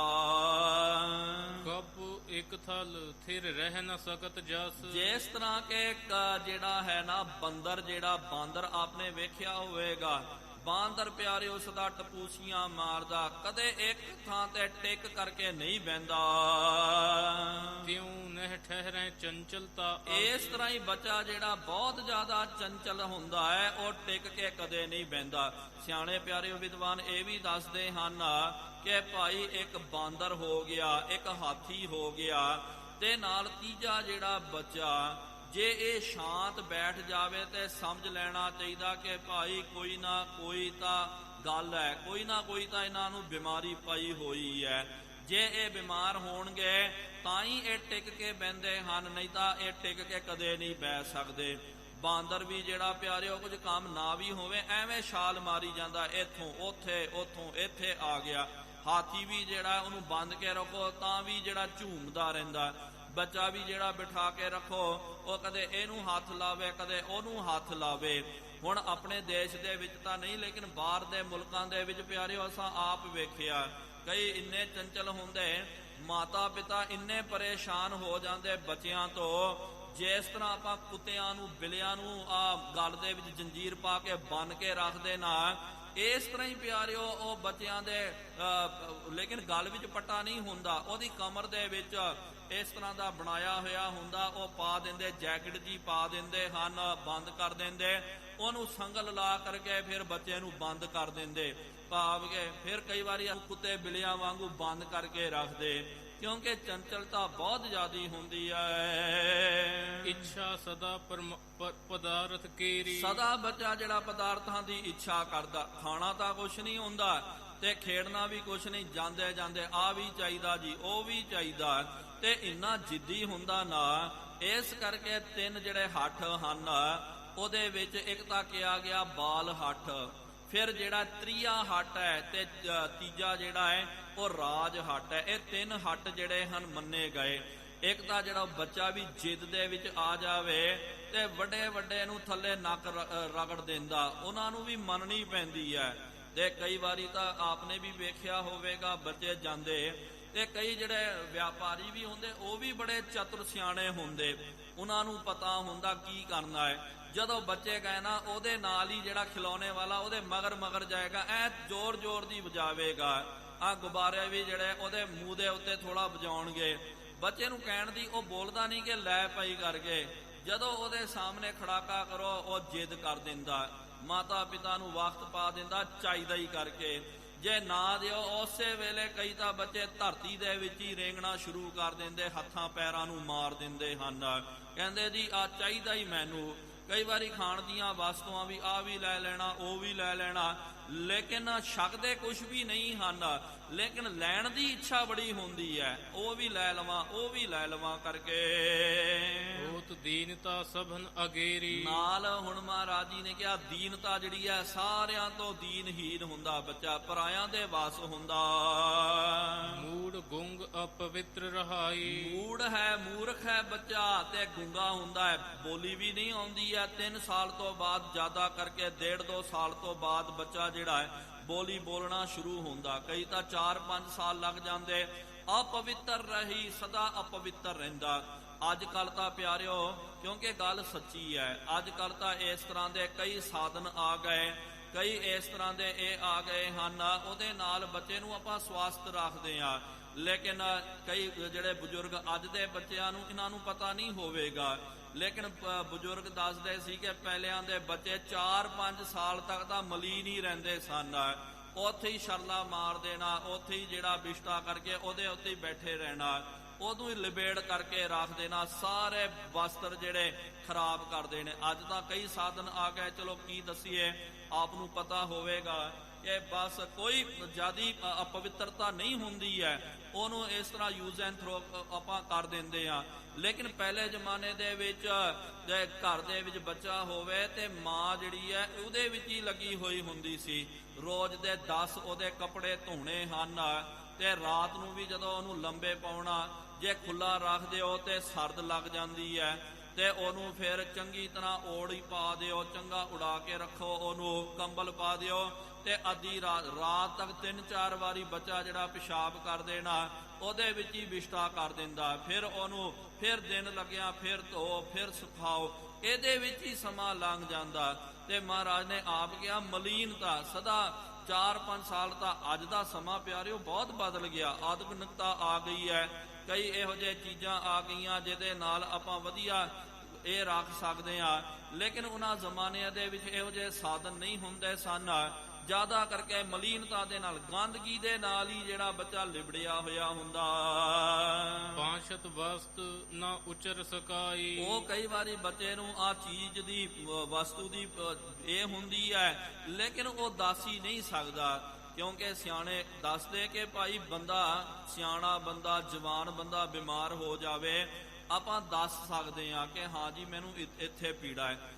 ਬੱਚੇ ਨੂੰ ਕੋਈ ਬਿਮਾਰੀ ਲੱਗ ਜਾਵੇ ਨਾ ਤੇ ਸੱਚ ਜਾਣੋ ਪਿਆਰਿਓ, ਪਤਾ ਹੀ ਨਹੀਂ ਲੱਗਦਾ ਕਿ ਇਹਨੂੰ ਬਿਮਾਰੀ ਕੀ ਹੈ, ਇਹ ਕਿਉਂ, ਸਿਰਫ ਉਹ ਰੋਈ ਜਾਂਦਾ। ਸਿਆਣੇ ਜਿਹੜੇ ਵੈਦ ਡਾਕਟਰ ਹੁੰਦੇ ਹਨ, ਇਸ ਕਰਕੇ ਬੱਚਿਆਂ ਦੇ ਡਾਕਟਰ ਵੱਖਰੇ, ਤੇ ਉਹਨਾਂ ਨੂੰ ਇਹਨਾਂ ਦਾ ਚੰਗੀ ਤਰ੍ਹਾਂ ਪਤਾ ਹੁੰਦਾ, ਉਹ ਵੇਖ ਕਰਕੇ ਅਨੁਮਾਨ ਲਾ ਲੈਂਦੇ ਕਿ ਭਈ ਬੱਚੇ ਨੂੰ ਕੀ ਪ੍ਰੋਬਲਮ ਹੈ, ਉਸ ਮੁਤਾਬਕ ਦਵਾਈ ਬੱਚਾ ਦੱਸ ਵੀ ਨਹੀਂ ਸਕਦਾ, ਸਿਰਫ ਅਨੁਮਾਨ ਲਾ ਕਰਕੇ ਉਹਨੂੰ ਦਵਾਈ ਬੂਟੀ ਕੀਤੀ ਜਾਂਦੀ। ਮਾਤ ਪਿਤਾ ਕੋ ਭੈ ਨਿਤ ਰਹੇ, ਸਦਾ ਬੱਚੇ ਨੂੰ ਮਾਤਾ ਪਿਤਾ ਦਾ ਭੈ ਰਹਿੰਦਾ ਹੈ। ਖਿਨ ਖਿਨ ਬਿਖੈ ਅਨਾਦਰ ਲਹੇ, ਖਿਨ ਖਿਨ ਦੇ ਵਿੱਚ ਬੱਚਾ ਅਨਾਦਰ ਝੱਲਦਾ, ਥੋੜਾ ਕੁ ਹੋਵੇ ਮਾਂ ਕਰਕੇ ਵੱਟ ਕੇ ਚਪੇੜ ਮਾਰ ਕੇ ਨਿਕਲ ਜਾਂਦੀ ਹੈ, ਫਿਰ ਉਹ ਮਸਤੀ ਕਰਦਾ, ਪਿਓ ਆ ਕਰਕੇ ਇੱਕ ਚਪੇੜ ਮਾਰ ਕਰਕੇ ਬਿਠਾ ਦਿੰਦਾ। ਜਿਉ ਕੂਕਰ ਦਵਾਰਨ ਕੋ ਜਾਈ। ਸਤਿਗੁਰੂ ਜੀ ਕਹਿਣ ਲੱਗੇ, ਜਿਸ ਤਰ੍ਹਾਂ ਕੁੱਤਾ ਆਪਨੇ ਵੇਖਿਆ ਹੋਵੇਗਾ, ਕੁੱਤਾ ਵੀ ਦੇਖੋ ਕਿਸ ਤਰ੍ਹਾਂ ਦਵਾਰ ਹੈ, ਦਵਾਰ ਸਵਾਨ ਜਿਉਂ ਡੋਲਤ ਨਹਿ ਸਿਮਰਨ ਸੁਧ ਰਾਮ ਭਜਨ ਕੀ। ਕੁੱਤਾ ਜਿਹੜਾ ਕਦੇ ਇੱਥੇ ਚੱਲ ਗਿਆ, ਇੱਥੇ ਮੂੰਹ ਮਾਰ ਦਿੱਤਾ, ਕਦੇ ਉੱਥੇ ਮੂੰਹ ਮਾਰ ਦਿੱਤਾ। ਬਾਰ ਬਾਰ ਅਪਮਾਨ ਹੈ ਪਾਈ। ਇਸ ਤਰ੍ਹਾਂ ਹੀ ਬੱਚਾ ਵੀ ਜਿਹੜਾ ਕਦੇ ਇੱਥੇ ਮੂੰਹ ਮਾਰ ਦਿੰਦਾ, ਕਦੇ ਉੱਥੇ ਮੂੰਹ ਮਾਰ ਦਿੰਦਾ, ਫਿਰ ਉਹਨੂੰ ਅਪਮਾਨ, ਉਹਨੂੰ ਝਿੜਕਾਂ ਪੈਂਦੀਆਂ। ਲੋਕੀ ਫਿਰ ਝਿੜਕਾਂ ਦਿੰਦੇ, ਪਰਿਵਾਰ ਵਾਲੇ ਵੀ ਝਿੜਕਦੇ ਹਨ। ਬਾਲ ਅਵਸਥਾ ਅਸ ਦੁਖ ਖਾਨੀ। ਇਹ ਜਿਹੜਾ ਹੈ ਬਾਲ ਅਵਸਥਾ ਦੇ ਬਹੁਤ ਜ਼ਿਆਦਾ ਦੁੱਖ ਹਨ। ਜਿਸਮੇ ਹੈ ਸੁਖ ਕੀ ਰੰਚ ਨ ਜਾਣੀ। ਜਿਹਦੇ ਵਿੱਚ ਰੰਚਕ ਮਾਤਰ ਵੀ ਜਿਹੜਾ ਬੱਚੇ ਨੂੰ ਸੁਖ ਦੀ ਪ੍ਰਾਪਤੀ ਨਹੀਂ ਹੁੰਦੀ ਹੈ। ਤਾਂ ਤੇ ਸਿਮਰਨ ਸ਼੍ਰੀ ਕਰਤਾਰਾ। ਇਸ ਕਰਕੇ ਮਹਾਰਾਜ ਜੀ ਕਹਿੰਦੇ ਕਿ ਭਾਈ ਕਰਤਾਰ ਦਾ, ਵਾਹਿਗੁਰੂ ਦਾ ਸਿਮਰਨ ਕਰਨਾ ਕਰੋ। ਨਰ ਤਨ ਧਰ ਕੇ ਕਰਹੁ ਉਧਾਰਾ। ਨਰ ਤਨ ਭਾਵ ਕੇ ਮਨੁੱਖਾ ਦੇਹੀ ਦੀ ਪ੍ਰਾਪਤੀ ਕਰਕੇ ਇਹਦਾ ਉਧਾਰ ਕਰਨਾ ਕਰੋ। ਬਹਰੋ ਜੁਬਾ ਅਵਸਥਾ ਪਾਈ। ਹੁਣ ਅੱਗੇ ਮਹਾਰਾਜ ਜੀ ਦੱਸਦੇ ਕਿ ਇਹ ਜੁਆ ਅਵਸਥਾ ਜਿਹੜੀ ਹੈ, ਇਹਦੀ ਜਦੋਂ ਪ੍ਰਾਪਤੀ ਹੁੰਦੀ, ਕਾਮ ਪਿਸ਼ਾਚ ਲਗਹਿ ਤਬ ਧਾਈ। ਫਿਰ ਕੀ ਹੁੰਦਾ, ਕਾਮ ਦਾ ਭੂਤ ਜਿਹੜਾ ਹੈ ਇਹਨੂੰ ਲੱਗ ਜਾਂਦਾ, ਚਿਮੜ ਜਾਂਦਾ ਹੈ। ਖਿਰਿਓ ਸਰੋਜ ਚਿੱਤ ਬਹੁ ਭਾਂਤੀ। ਤੇ ਸਦਾ ਜਿਹੜਾ ਹੈ ਇਹਦਾ ਖਿਰਿਓ ਸਰੋਜ ਚਿੱਤ ਬਹੁ ਭਾਂਤੀ। ਜਿਸ ਤਰ੍ਹਾਂ ਫੁੱਲ ਖਿੜ ਜਾਂਦਾ, ਇਸ ਤਰ੍ਹਾਂ ਹੀ ਇਹਦੇ ਅੰਦਰ ਕਾਮ ਦੀ ਵਾਸਨਾ ਖਿੜ ਜਾਂਦੀ ਹੈ। ਇਛ ਪੰਖਰੀ ਜਹ ਬਿਗਸਾਤੀ। ਇੱਛਾ ਰੂਪੀ ਪੰਖੜੀਆਂ ਜਿਹੜੀਆਂ ਇਹਦੀਆਂ ਖੁੱਲ ਜਾਂਦੀਆਂ ਹਨ। ਕਾਮ ਦਾ ਮਤਲਬ ਸਿਰਫ ਪਿਆਰਿਓ ਆਪਾਂ ਜਿਹੜਾ ਇੱਕ ਜਿਹੜਾ ਸੰਬੰਧ ਜਿਹੜਾ ਹੁੰਦਾ, ਉਹਨੂੰ ਹੀ ਆਪਾਂ ਅਸਲ ਦੇ ਵਿੱਚ ਜੋ ਵੀ ਮਨ ਦੀ ਕਾਮਨਾ ਹੁੰਦੀ ਹੈ, ਉਹ ਕਾਮ ਦੇ ਗੇੜੇ ਦੇ ਵਿੱਚ, ਕਾਮ ਦੇ ਦਾਇਰੇ ਦੇ ਵਿੱਚ ਆ ਜਾਂਦੀ ਹੈ। ਛਕਣ ਦੀ ਆਪਾਂ ਕਾਮਨਾ ਕਰਦੇ ਹਾਂ, ਕੋਈ ਵੀ ਕਾਮਨਾ, ਕਿਉਂਕਿ ਜਵਾਨੀ ਦੇ ਵਿੱਚ ਪਿਆਰਿਓ ਬੰਦਾ ਸਭ ਤੋਂ ਜ਼ਿਆਦਾ ਕਾਮਨਾ ਕਰਦਾ ਹੈ। ਕੋਈ ਨਿੱਕੇ ਜਿਹੜਾ ਜਵਾਨ ਹੁੰਦਾ ਤਾਂ ਕੁਝ ਵੀ ਨਹੀਂ ਆ ਉਹਨੂੰ, ਬੇਸ਼ੱਕ ਬੱਚਾ ਜਿਹੜਾ ਅਵਲ ਦਰਜੇ ਦਾ ਮੂਰਖ ਹੋਵੇ, ਕੁਝ ਵੀ ਨਾ ਆਉਂਦਾ ਹੋਵੇ, ਉਹਨੂੰ ਜਦੋਂ ਆਪ ਜੀ ਪੁੱਛੋ ਬੇਟਾ ਕੀ ਬਣਨਾ, ਕਹਿੰਦਾ ਜੀ ਡਾਕਟਰ ਬਣਨਾ ਜੀ। ਆਉਂਦਾ ABCD ਨਹੀਂ ਆਉਂਦੀ ਹੈ, ਡਾਕਟਰ ਬਣਨਾ, ਕਿਉਂਕਿ ਕਾਮਨਾ ਹੈ। ਉਹ ਫਿਰ ਕਹਿੰਦਾ ਜੀ ਫਿਰ ਤਰ੍ਹਾਂ ਤਰ੍ਹਾਂ ਦੀਆਂ ਕਾਮਨਾ ਕਰਦਾ, ਇਹੋ ਜਿਹਾ ਘਰ ਬਣਾਵਾਂਗਾ, ਉੱਥੇ ਟਾਪੂ ਦੇ ਵਿੱਚ ਜਹਾਜ਼ ਵਿੱਚ ਉਡਾਂਗਾ, ਹੁੰਦਾ ਕੋਈ ਵੀ ਨਹੀਂ ਹੈ। ਇਹ ਮਨ ਦੀ ਕਾਮਨਾ ਹੀ ਹੁੰਦੀ ਹੈ। ਵੇਲਾ ਬੈਠਿਆ ਹੋਇਆ ਸਿਰਫ ਕਾਮਨਾ ਦੇ ਜਿਹੜੇ ਆ ਮੋਤੀ ਉਹ ਪਰੋਈ ਜਾਂਦਾ। ਜਿਉ ਨਰਧਨੀ ਧਨੀ ਕੇ ਪਾਸਾ। ਜਿਸ ਤਰ੍ਹਾਂ ਨਿਰਧਨੀ ਜਿਹੜਾ ਜਿਹਦੇ ਕੋਲ ਧਨ ਨਹੀਂ ਹੈ, ਉਹ ਧਨੀ ਦੇ ਕੋਲ ਜਾਂਦਾ ਹੈ। ਕਰਹਿ ਸਥਿਤੀ ਧਾਰ ਉਰ ਆਸਾ। ਉੱਥੇ ਜਾ ਕਰਕੇ ਉਹ ਟਿਕਾਵ ਕਰਦਾ, ਮਨ ਦੇ ਵਿੱਚ ਆਸਾ ਧਾਰਨ ਕਰਦਾ।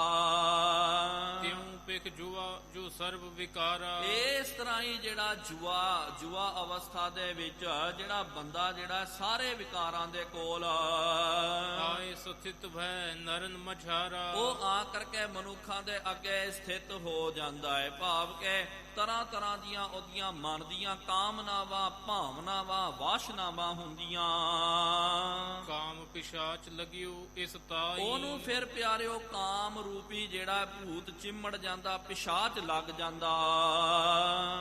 ਨਾਰ ਗਰਤ ਮਹਿ ਦੇ ਡਿਗਾਈ। ਉਹ ਫਿਰ ਕੀ ਕਰਦਾ ਹੈ, ਪਰ ਇਸਤਰੀ ਦੇ ਵਿੱਚ, ਇਸਤਰੀਆਂ ਦੇ ਵਿੱਚ ਉਹ ਕੀ ਕਰਦਾ, ਗਰਤ ਹੋ ਜਾਂਦਾ, ਡਿੱਗ ਜਾਂਦਾ, ਆਪਣਾ ਸਭ ਕੁਝ ਜਿਹੜਾ ਬਰਬਾਦ ਕਰ ਦਿੰਦਾ। ਕਈ ਤਾਂ ਪਿਆਰਿਓ ਜ਼ਿਆਦਾ ਕਰਕੇ, ਕਿਉਂਕਿ ਇਹ ਹਕੀਕਤ ਦੀ ਗੱਲ ਹੈ, ਜ਼ਿਆਦਾ ਕਰਕੇ ਇਸ ਤਰ੍ਹਾਂ ਹੀ ਹੁੰਦਾ। ਅੱਜ ਵੀ ਆਪ ਵੇਖੋ ਪੰਜਾਬ ਆਦਿਕ ਦੀ ਧਰਤੀ ਦੇ ਵਿੱਚ, ਲੇਕਿਨ ਪਿਆਰਿਓ ਗੱਲ ਸੱਚ ਹੈ। ਹੋ ਸਕਦਾ ਕਈਆਂ ਵਿੱਚ ਅਸੀਂ ਕਈ ਵਾਰੀ ਵੇਖਿਆ, ਪੁੱਛਿਆ ਵੀ, ਇੱਕ ਬੱਚਾ ਜਿਹੜਾ ਹੈ ਬਚਪਨ ਦੇ ਵਿੱਚ ਜੀ ਜੂੜਾ ਰੱਖਿਆ ਉਹਨੇ, ਕੇਸਗੀ ਸਜਾਉਂਦਾ, ਕਕਾਰ ਰੱਖਦਾ, ਸਭ ਰੱਖਦਾ, ਲੇਕਿਨ ਜਦੋਂ ਜਵਾਨੀ ਦੇ ਵਿੱਚ ਆ ਜਾਂਦਾ ਪਤਾ ਨਹੀਂ ਕੀ ਹੋ ਜਾਂਦਾ, ਫਿਰ ਉਹ ਪਤਿਤ ਬਣ ਜਾਂਦਾ, ਕੇਸਾਂ ਦੀ ਬੇਦਬੀ ਕਰਾ ਲੈਂਦਾ, ਸਿੱਖੀ ਤੋਂ ਉਹ ਮੁਨਕਰ ਹੋ ਜਾਂਦਾ, ਖਾਰਜ ਹੋ ਜਾਂਦਾ।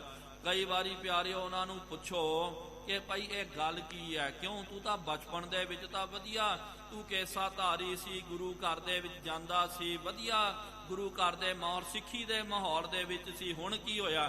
ਕਹਿੰਦਾ ਜੀ ਗੱਲ ਕੀ ਦਸੀਏ ਜੀ, ਮੇਰੇ ਕੇਸਾਂ ਨੂੰ ਵੇਖ ਕਰਕੇ ਕੋਈ ਕੁੜੀ ਮੇਰੇ ਲਾਗੇ ਨਹੀਂ ਆਉਂਦੀ। ਗੱਲ ਇਹੀ ਹੈ, ਜ਼ਿਆਦਾ ਕਰਕੇ ਉਹੀ ਬੋਲਦੇ, ਬਸ ਜੀ ਕੋਈ ਕੁੜੀ ਮੈਨੂੰ ਨਹੀਂ ਵੇਖਦੀ, ਤੇ ਉਹਨਾਂ ਦੇ ਮਗਰ ਇਹ ਕਰਨ ਵਾਸਤੇ, ਉਹਨਾਂ ਨੂੰ ਆਕਰਸ਼ਿਤ ਕਰਨ ਵਾਸਤੇ ਫਿਰ ਕਈ ਜਿਹੜੇ ਹੁੰਦੇ ਇਹਨਾਂ ਨੂੰ ਲੱਗਦਾ ਹੋਵੇਗਾ ਕਿ ਇਸ ਤਰ੍ਹਾਂ ਕਰ ਲਵਾਂਗੇ, ਕੇਸ ਕੱਟ ਲਵਾਂਗੇ। ਕਈ ਸਿੱਧਾ ਬੋਲ ਦਿੰਦੇ ਜੀ ਮੈਂ ਫਲਾਨੀ ਦੇ ਨਾਲ ਇਸ਼ਕ ਕਰਦਾ ਸੀ, ਉਹਨੇ ਕਹਿ ਦਿੱਤਾ ਕਿ ਨਹੀਂ ਭਾਈ ਤੇਰਾ ਆ ਜੂੜਾ ਮੈਨੂੰ ਠੀਕ ਨਹੀਂ ਲੱਗਦਾ, ਦਾੜਾ ਤੇਰਾ ਠੀਕ ਨਹੀਂ ਲੱਗਦਾ, ਇਹਨੂੰ ਕੱਟ ਕੇ ਆ। ਉਹਨੇ ਕਹਿ ਦਿੱਤਾ ਹੈ ਤਾਂ ਕਾਮ ਹੀ ਹੈ ਨਾ, ਕਾਮ ਦੇ ਮਗਰ ਲੱਗ ਕਰਕੇ ਕੇਸਾਂ ਦੀ ਬੇਦਬੀ ਕਰਾ ਲੈਣੀ ਹੈ, ਦਾੜਾ ਆਦਿਕ ਜਿਹੜਾ ਕੱਟ ਕਰਕੇ ਪਤਿਤ ਬਣ ਜਾਣਾ। ਜ਼ਿਆਦਾ ਕਰਕੇ ਪਿਆਰਿਓ ਇਹੀ ਹੁੰਦਾ, ਲੇਕਿਨ ਉਹਨਾਂ ਮੂਰਖਾਂ ਨੂੰ ਇਹ ਨਹੀਂ ਪਤਾ ਹੁੰਦਾ ਕਿ ਸਿਰਫ ਜਿਹੜਾ ਹੈ ਉਹਨਾਂ ਨੂੰ ਲੱਗਦਾ ਕਿ ਬਸ ਕੇਸ ਕਟਾ ਲਿਓ। ਆਉਂਦਾ ਪਿਆਰੇ ਉਹਨਾਂ ਮੂਰਖਾਂ ਨੂੰ ਕੱਖ ਨਹੀਂ ਆਉਂਦਾ, ABCD ਨਹੀਂ। ਇੱਕ ਨੰਬਰ ਦੇ ਮੂਰਖ ਅਮਲੀ ਹੁੰਦੇ ਹਨ ਜ਼ਿਆਦਾਤਰ ਤਾਂ। ਬਸ ਸ਼ੌਕੀਨੀਆਂ ਦੇ ਵਿੱਚ ਹੀ ਵੱਡੀਆਂ ਗੱਡੀਆਂ ਲੈ ਕਰਕੇ ਫਿਰਨਾ, ਸ਼ੌਕੀਨੀਆਂ ਕਰਕੇ ਦਿਖਾਉਣੀਆਂ, ਚੰਗੇ ਬਸਤਰ ਪਾ ਕਰਕੇ ਤਗੜਾ ਸਰੀਰ, ਇਹਦੇ ਨਾਲ ਪਿਆਰਿਓ ਕੋਈ ਕੁੜੀ ਜਿਹੜੀ ਆ ਆਕਰਸ਼ਿਤ ਨਹੀਂ ਹੁੰਦੀ ਹੈ। ਅਸਲ ਦੇ ਵਿੱਚ ਕੋਈ ਬੰਦਾ ਰੁਤਬਾ ਵੀ ਹੋਣਾ ਚਾਹੀਦਾ, ਲੇਕਿਨ ਇਹਨਾਂ ਨੂੰ ਭੁਲੇਖਾ ਲੱਗਦਾ। ਇਹ ਕਿਉਂ ਲੱਗਦਾ? ਇਹ ਇੰਨੇ ਪਿਆਰਿਓ ਮੂਰਖ ਹੁੰਦੇ, ਨਾ ਸਮਝ ਹੁੰਦੇ, ਫਿਲਮਾਂ ਨੂੰ ਵੇਖਦੇ, ਉਹਨਾਂ ਨੂੰ ਲੱਗਦਾ ਕਿ ਭਾਈ ਉਹ ਸਿਰਫ ਡਰਾਮਾ ਹੁੰਦਾ ਹੈ, ਕਿ ਉਹ ਜਿਸ ਤਰ੍ਹਾਂ ਕੋਈ ਜਿਹੜਾ ਐਕਟਰ ਜਿਹੜਾ ਹੁੰਦਾ ਉਹਦੇ ਵਰਗਾ ਰੂਪ ਬਣਾ ਲਿਓ, ਉਹਦੇ ਵਰਗਾ ਤੁਸੀਂ ਹਾਵ ਭਾਵ ਕਰ ਲਿਓ, ਪਤਿਤ ਬਣ ਜਾਓ ਤੇ ਤੁਹਾਡੇ ਮਗਰ ਜਿਹੜੀਆਂ ਕੁੜੀਆਂ ਲੱਗ ਜਾਣਗੀਆਂ, ਲਾਈਨਾਂ ਲੱਗ ਜਾਣਗੀਆਂ। ਹੁੰਦਾ ਪਿਆਰਿਓ ਕੁਛ ਵੀ ਨਹੀਂ ਹੈ, ਬਾਅਦ ਵਿੱਚ ਉਹ ਪਛਤਾਪ ਹੀ ਕਰਦੇ, ਕੋਈ ਹੱਥ ਵਿੱਚ ਨਹੀਂ ਆਉਂਦਾ, ਲੇਕਿਨ ਲੋਕ ਦਿਖਾਵਾ ਬੜਾ ਹੁੰਦਾ। ਇਹਨਾਂ ਨੂੰ ਲੱਗਦਾ ਕਿ ਭਾਈ ਇਹ ਕਰ ਦੇਵਾਂਗੇ, ਸਾਡੇ ਮਗਰ ਤਾਂ ਲਾਈਨਾਂ ਲੱਗ ਜਾਣਗੀਆਂ। ਅਸਲ ਦੇ ਵਿੱਚ ਪਿਆਰਿਓ ਆਪ ਜੀ ਦੇਖੋ, ਪਤਿਤ ਪੁਣੇ ਦੇ ਵਿੱਚ ਸਭ ਤੋਂ ਜ਼ਿਆਦਾ ਜਿਹੜਾ ਇਹੀ ਰੋਲ ਹੈ। ਇਹੀ ਗੱਲ ਦੇ ਵਾਸਤੇ ਨੌਜਵਾਨ ਪੀੜ੍ਹੀ ਜਿਹੜੀ ਹੈ ਪਤਿਤ ਪੁਣੀ ਦੇ ਵੱਲ ਜਾ ਰਹੀ ਹੈ, ਲੇਕਿਨ ਬਾਅਦ ਵਿੱਚ ਉਹ ਮੂਰਖ ਬਣ ਜਾਂਦੇ ਹਨ, ਕੁਛ ਹੱਥ ਨਹੀਂ ਆਉਂਦਾ। ਅਸਲ ਦੇ ਵਿੱਚ ਇਹਦੇ ਨਾਲ ਥੋੜ੍ਹੀ ਹੁੰਦਾ। ਜੇ ਇਸ ਤਰ੍ਹਾਂ ਹੀ ਹੁੰਦਾ ਹੋਵੇ ਨਾ ਤੇ ਜਿੰਨੇ ਕੇਸਾ ਧਾਰੀ ਹੈ ਸਾਰੇ ਪਿਆਰਿਓ ਖਾਲੀ ਰਹਿ ਜਾਣਾ ਚਾਹੀਦਾ, ਸਾਰੇ ਬ੍ਰਹਮਚਾਰੀ ਜਿਹੜੇ ਐ ਵਾਂਝੜੀ ਰਹਿ ਜਾਣਾ ਚਾਹੀਦਾ ਸੀ, ਕੋਈ ਕੁੜੀ ਉਹਨਾਂ ਨੂੰ ਮਿਲਣੀ ਨਹੀਂ ਚਾਹੀਦੀ ਸੀ। ਸਹੀ ਗੱਲ ਹੈ, ਹਕੀਕਤ ਦੀ ਗੱਲ ਹੈ, ਲੇਕਿਨ ਹੁੰਦਾ ਕੁਛ ਵੀ ਨਹੀਂ ਪਿਆਰਿਓ, ਇਹ ਮਨ ਦਾ ਭਰਮ ਹੈ। ਇਹਦੇ ਪਿੱਛੇ ਅਸਲ ਦੇ ਵਿੱਚ ਮਹਾਰਾਜ ਜੀ ਨੇ ਜੋ ਕਿਹਾ ਨਾ, ਕਾਮ ਦੇ ਮਗਰ ਲੱਗ ਕਰਕੇ ਆਪਣੀ ਜ਼ਿੰਦਗੀ ਗਰਕ ਕਰ ਲੈਂਦੇ ਹਨ, ਗਲਤ ਪਾਸੇ ਲੱਗ ਜਾਂਦੇ। ਕਿਤੇ ਵੀ ਮਗਰ ਆਸ਼ਕੀਆਂ ਦੇ ਮਗਰ ਆਸ਼ਕਾਂ ਨਹੀਂ ਕਰਦੇ, ਉਹਦੇ ਪਿੱਛੇ ਲੱਗ ਕਰਕੇ ਪਤਿਤ ਹੋ ਜਾਂਦੇ। ਮਿਲਦਾ ਕੁਛ ਵੀ ਨਹੀਂ ਆ, ਕੁੜੀ ਵੀ ਜਿਹੜੀ ਆ ਛੱਡ ਕੇ ਚੱਲ ਜਾਂਦੀ, ਕਹਿੰਦੀ ਮੂਰਖਾ ਤੂੰ ਆਪਣੇ ਧਰਮ ਦਾ ਨਹੀਂ ਹੋਇਆ, ਆਪਣੇ ਗੁਰੂ ਦਾ ਨਹੀਂ ਆ, ਤੂੰ ਮੇਰਾ ਕੀ ਹੋਣ ਵਾਲਾ। ਉਹ ਵੀ ਨਿਕਲ ਫਿਰ ਅਮਲੀ ਬਣ ਜਾਂਦੇ, ਨਸ਼ੇ ਕਰਕੇ, ਮਾਤਾ ਪਿਤਾ ਨੂੰ ਕੁੱਟ ਕਰਕੇ, ਮਾਰ ਕੁੱਟ ਕਰਕੇ, ਆਪ ਵੀ ਕਿਸ ਦਿਨ ਅਮਰ ਦੇ ਪਿੱਛੇ ਜਾਂ ਜ਼ਹਿਰ ਆਦਿ ਖਾ ਕਰਕੇ ਉਹ ਮਰ ਜਾਂਦੇ ਹਨ।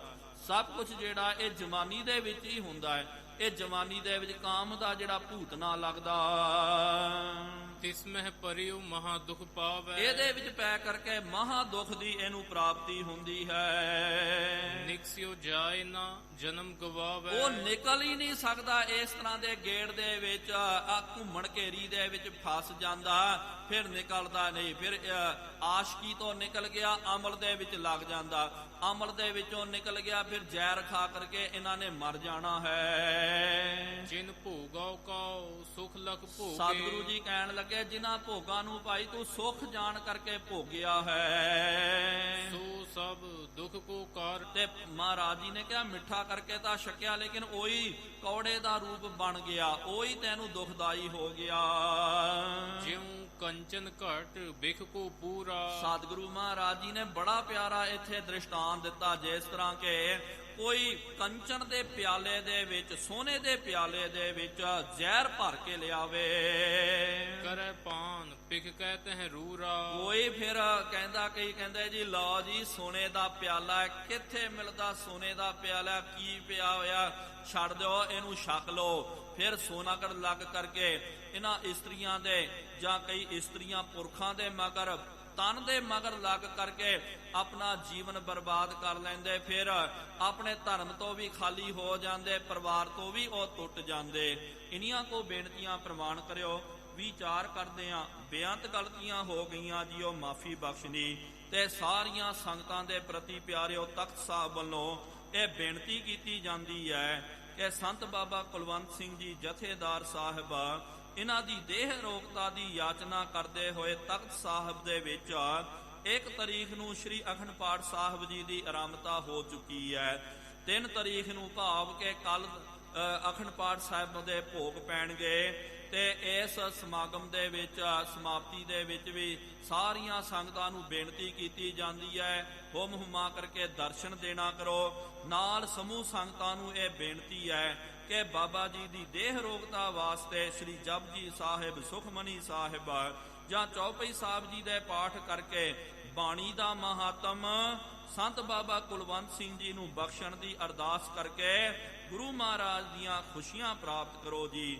ਵਾਹਿਗੁਰੂ ਜੀ ਕਾ ਖਾਲਸਾ, ਵਾਹਿਗੁਰੂ ਜੀ ਕੀ ਫਤਿਹ। ਅਚੁੱਤ ਹੈ ਪਾਰ ਬ੍ਰਹਮ, ਅਬਨਾਸੀ ਅਘਨਾਸ, ਹੈ ਪੂਰਨ ਹੈ ਸਰਬ ਮੈਂ ਦੁਖ ਭੰਜਨ ਗੁਣ ਤਾਸ, ਹੈ ਸੰਗੀ ਹੈ ਨਿਰੰਕਾਰ, ਹੈ ਨਿਰਗੁਣ ਸਭ ਟੇਕਾ, ਹੈ ਗੋਬਿੰਦ ਹੈ ਗੁਣ ਨਿਧਾਨ, ਜਾਂ ਕੈ ਸਦਾ ਵਿਵੇਕ, ਹੈ ਅਪਰੰਪਰ ਹਰ ਹਰੇ, ਹੈ ਪੀ ਹੋ ਅਨਹਾਰ, ਹੈ ਸੰਤਾਂ ਕੈ ਸਦਾ ਸੰਗ ਨਿਧਾਰਾ ਆਧਾਰ, ਹੈ ਠਾਕੁਰ ਹਉ ਦਾਸਰੋ ਮੈਂ ਨਿਰਗੁਣ ਗੁਣ ਨਹੀਂ ਕੋਏ, ਨਾਨਕ ਦੀਜੈ ਨਾਮਦਾਨ ਰਾਖੋ ਹੀ ਐ ਪਰੋਏ, ਆਏ ਪ੍ਰਭ ਸ਼ਰਨਾਗਤੀ ਕਿਰਪਾ ਨਿਧ ਦਇਆਲ, ਏਕ ਅੱਖਰ ਹਰ ਮਨ ਬਸਤ ਨਾਨਕ ਹੋਤ ਨਿਹਾਲ, ਵਾਹਿਗੁਰੂ ਨਾਮ ਜਹਾਜ ਹੈ ਚੜ੍ਹੈ ਸੋ ਉਤਰੈ ਪਾਰ,